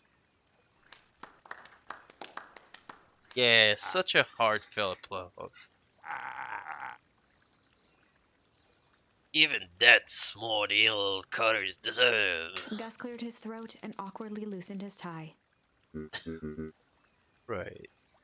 Where was I? William Kerr bounded on the stage with the energy of a preacher at a big tent revival. Gus Valentine, everyone. He gave Gus a hearty slap on the back and motioned him off the stage. Let's hear it for our mayor. That's my mayor. What a great turnout. Oh, heck, I didn't prepare anything. But I suppose I could say a few words. Would be a shame to waste such a beautiful podium. Mr. Kerr pulled a thick stack of note cards out from his vest. Yeah, didn't prepare anything, my ass. Community, conviction, commitment. These are the things we celebrate at Perennial Harvest. For us, those are the pillar of the bridge to do a better tomorrow. But I think it's time to add a new pillar. Change. Change is a powerful thing. It's inexorable, unavoidable, and undeniable. I am dead-gum thankful for it. Change is the reason we're all together today. It's hard for me to believe that it was only 4 years ago when fate brought me here. A simple business trip, which brought me to a small town, which would forever change my life. Mr. Kerr took a moment to survey the crowd. You know what? He wiped away a single tear. From the second I set foot at Beacon's Mine, something about this place had me captive. You see, change represents opportunity. It represents potential. It was change that helped me recognize the potential of this place.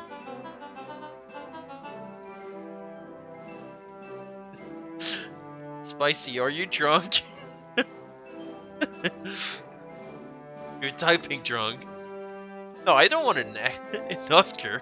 I'm so bad. But like, you gotta get in the mood to see that the people of this town, despite suffering great loss, still held on to this thing that made them special. He thumped the podium to emphasize each word. Let's the grouch. Community, conviction, commitment, change. Mr. Kerr nodded confidently, biting his lip. Biting his lip? Oh. Confidence.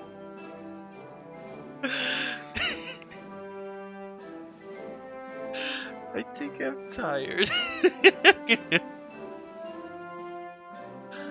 The crowd was silent, in rapt attention.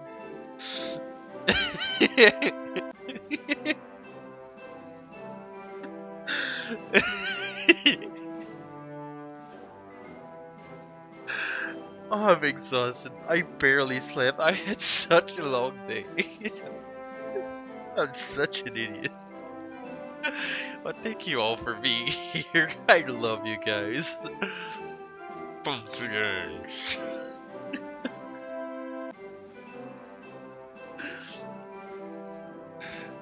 The crowd was silent in a wrap of attention. Fate made a perfect match that day. Nothing is more important to you all than community. And perennial harvest is a community first and foremost. Mr. Kerr methodically made eye contact with each section of the crowd. The only way you made it through the full harvest was an unshakable conviction. A conviction that's a better tomorrow. That a better tomorrow was just over the horizon. Perennial harvest was founded on the conviction that we are that horizon. This festival is a symbol of our commitment to each other. His voice began to build to a crescendo. We now walk hand in hand into a future we will shape together. And that is what change is all about. Grabbing the future by the scruff of the neck and making things happen. Change is a choice. I am tickled pink that we will all be making that choice together. How great is that? Just imagine what we can accomplish. Oh, I'll do like fuck, I forgot his name. The guy at the fuck, I forgot, at the World Congress, that like there was a timer beeping in front of him and he just took off his jacket to put in front of the World Congress because he had the 10 minutes like limit and he went for like 2 hours. I think he was from Cuba or something. What? These speeches go forever. Start playing Rush music. No, this is if you check the Game Award back in 2022, that was the speech of the guy that did the voice for Kratos. His speech went on forever, and no one dared to cut him off. Oh, see? My time's over. You were right, Satyr. The crowd began to look around nervously. Don't worry. A little thunder isn't going to ruin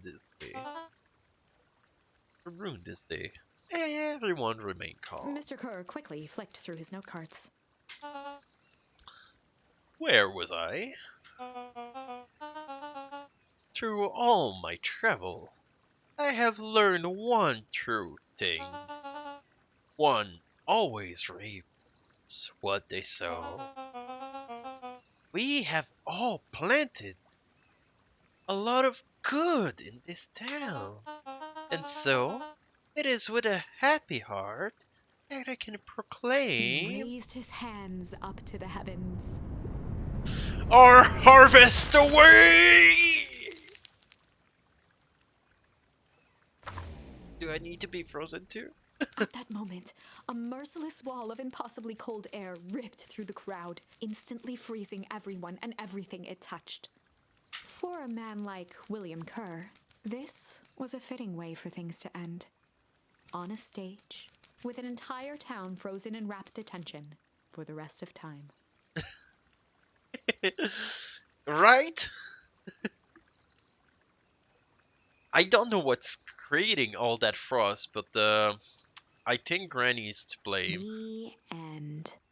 Suddenly, Canada invaded Beacon's mind. There's that ice again! Whenever I think we're getting close, it comes along and ruins everything! It's your cool attitude. Satyr, stop being so cool.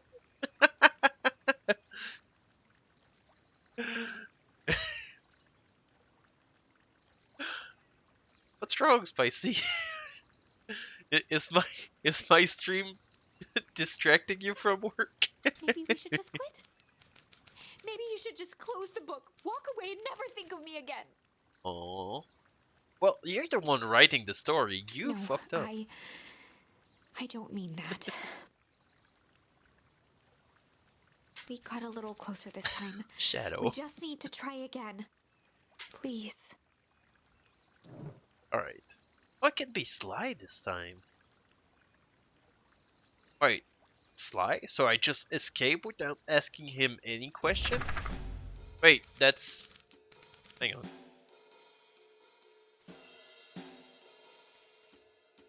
Well, I wanted to check the other choice, but pressed space, so let's keep going with that one. Sexy Cop win? You're a sub, Shadow, so if you press... if you look through my emote, you're gonna find a Sexy Cop in there. How do not communicate with each other? I don't know.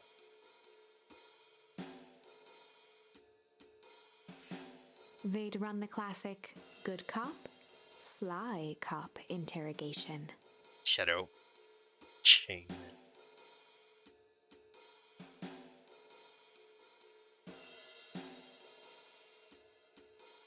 Wait, do I not have my cop emote? Yeah, there it is. Here. Sexy police. Sexy cop. How do you want more sexy than that, Shadow? Luca and Rollo ducked behind a barrel, leaving Beck to her task. With a few crisp snaps, she roused Mr. Tolliver. I love how they all have... I mean, I cited Dark. It was good, but bad. It's a dad joke. I love how they all do different... Shadow! Thank you for the 15 bits! That's super kind of you. Which was... What was... Yeah, I love how they're all doing their different... Like, if I go through the tree... Like, the chill cop was Luca, being like, oh, how, what you doing? The hard cop was Rollo, like, just screaming at the guy and making him fear for his life that he just passed out the second time. And Beck, she's perfect to be the sly cop.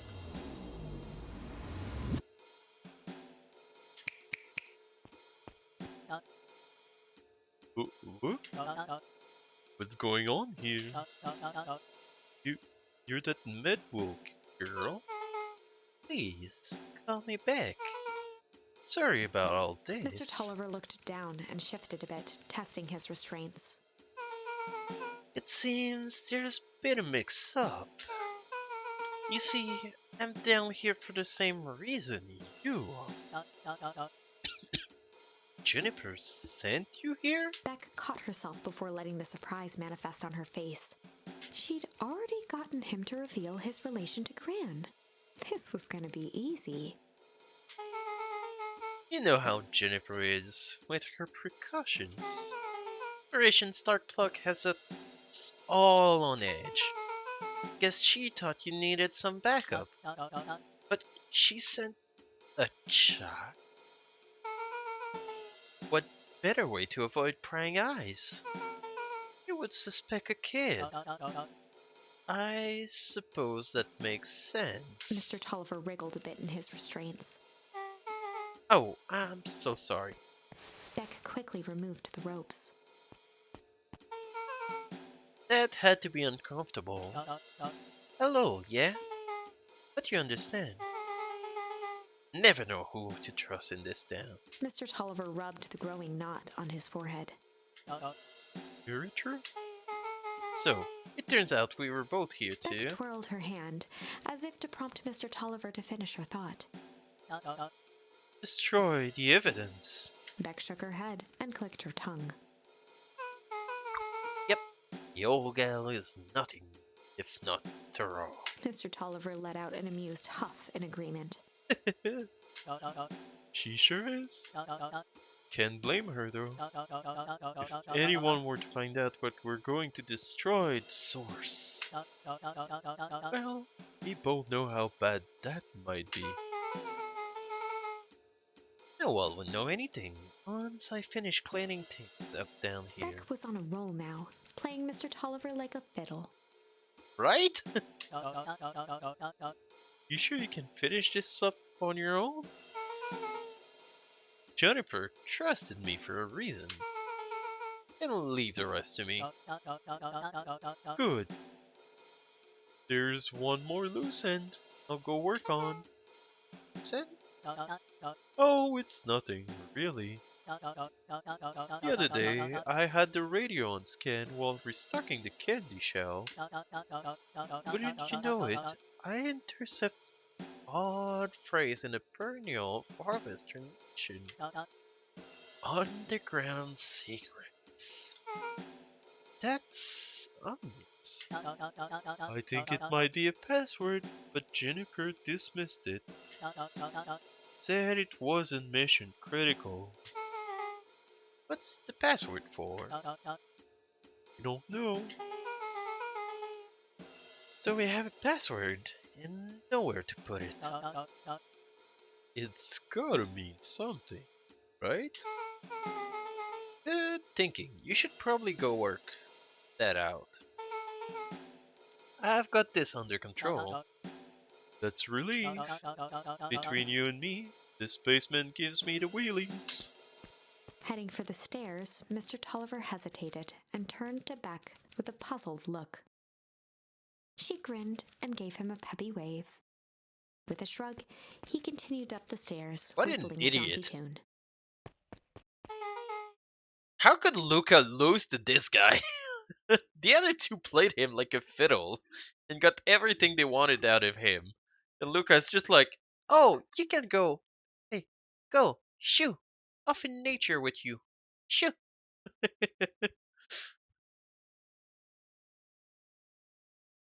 You guys catch that? Sure did.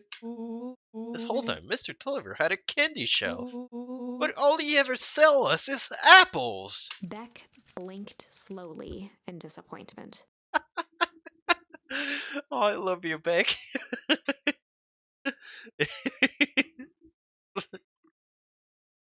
Like, really? That's what you're worried about right now? Password, Rolo. Focus.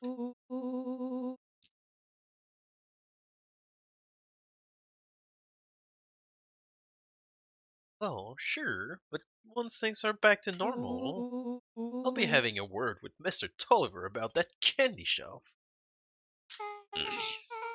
Fine. In the meantime, I've got an idea. She turned to the table and began tearing small scraps of paper.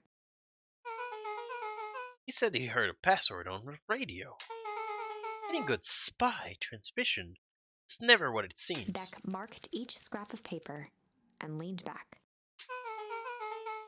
We just need to find the hidden meaning. Okay. What's another word for underground? Buried, cover? Could it be a cover-up? Maybe it's one of those. Each letter is a number thingy. So U would be 21, N would be 14, D would be... It's an anagram. Nuts Creek Drugstore. Luca and Beck looked at Rolo with amazement. Damn, boy. Rolo, that was incredible. Well, it's either that or Cran's new drugstore. I want to go to Cran's new drugstore. Yeah, I think you were right the first time. Beck, don't look away from the truth. How did you do that? What can I say? I love ciphers. Well, I guess we know where we're go next. No, it's Great Drugstore. We want to go to the new drugstore. Wait, who the fuck are you? Oh, I think you work at the cafe. You scared me half to death. Oh, no, she works at the restaurant where I can go back in time and do job with my mom. Sorry, guess I haven't seen Mr. Tulliver around, have you? Nope. Definitely didn't kidnap him and torture him for a while. He's got me waiting around like he's the last slice of pie.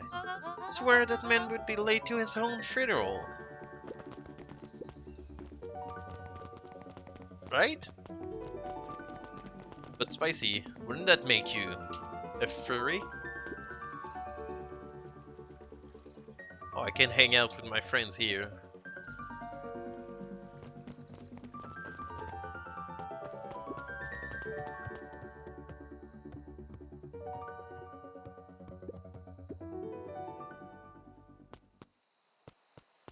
Did I get anything else I can use?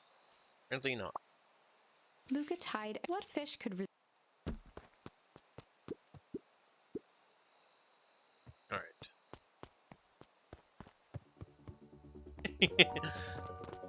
Sorry, Spicy. I know I keep bringing up the past. At some point we're gonna get inside that building. You're late, Augustus. Sorry, sister. I was caught up with work. Work? You? I had a few more details to lock down for the festival. Oh, what do you have to report?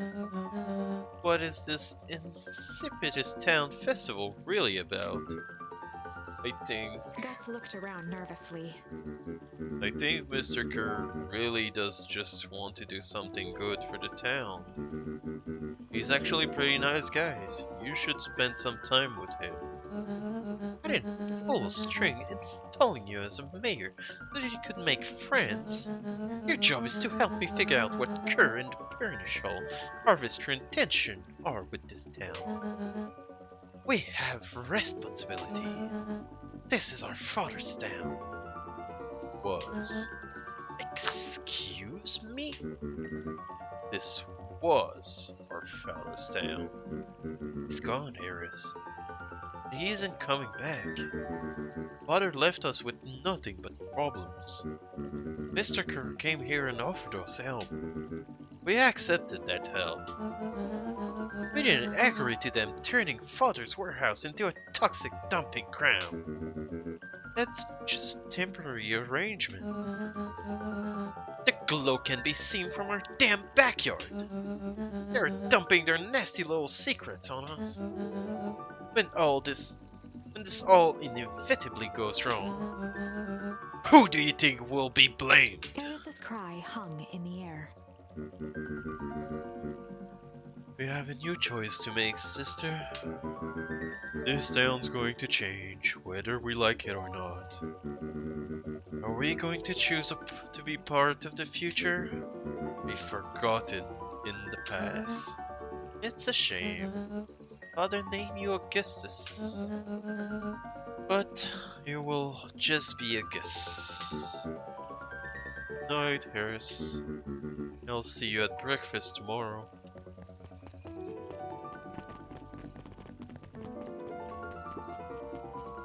It's getting late, children.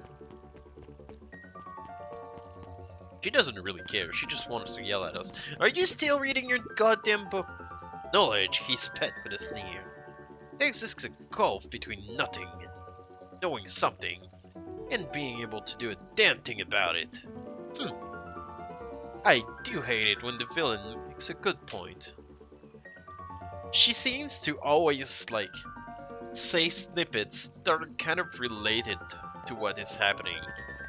So the last time I talked to her was just before a fight with Rollo, and she said something about broken friendship. Solomon!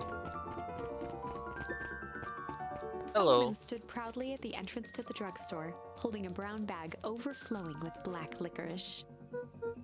Hey, Solomon? I'm looking for Mr. Nonscreed. Is he still in there? I'm afraid not. Then where do you get all that candy from?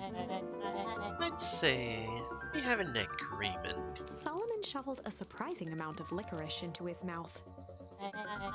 Sometimes the small pleasures in life, though we might not always have family to rely on. Licorice has never let me down. Well, can't say licorice would be my first choice, but whatever floats your boat. Can tell a lot by a person by their choice of confection. Oh, yeah, guess. I like sourdoughs. I'm certain you do, you filthy peasant. I always wonder why Mr. Nuncrate kept licorice in stock. Must eat enough of it to make it worthwhile. There are many ways to earn loyalty. Some, it's as easy as cold hard cash.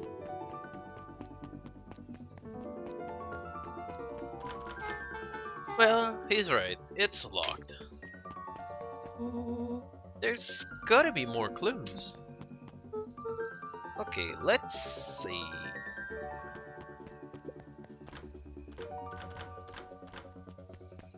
Can I sneak in the alleyway behind? Can I make it through the library? Fine. Go to the telephone booth since it's lit up. You ever seen anyone actually use this thing? Signed, Mr. Nuncrete. No. Beck cupped her hands on the glass to peek inside. That is not a normal phone booth. It's got like a blinky keypad. Why would there be a blinky keypad? Cred's new rock store! Yes! We're finally going there! I mean, underground secrets! Beck Passwords! flung open the door and they all squeezed in.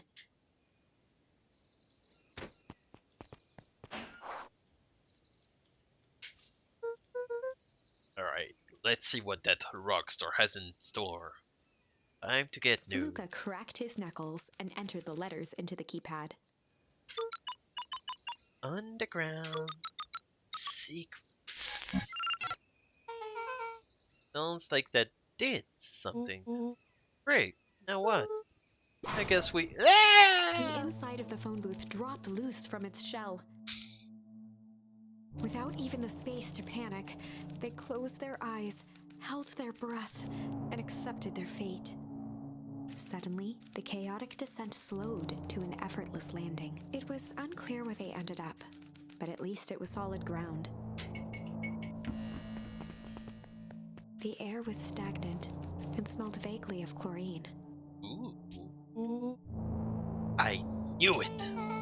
You knew that there would be a secret hub full of strange tube under the phone booth? Of course I did.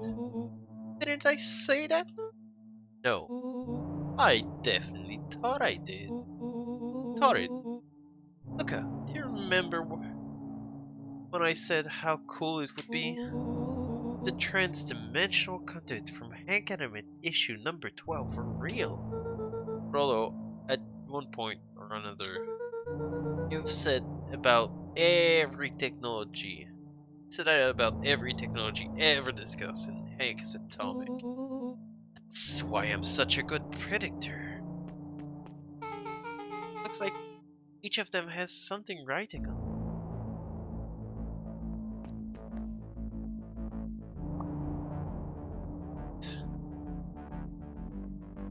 I know it's anticlimactic, but that's where we're gonna end today.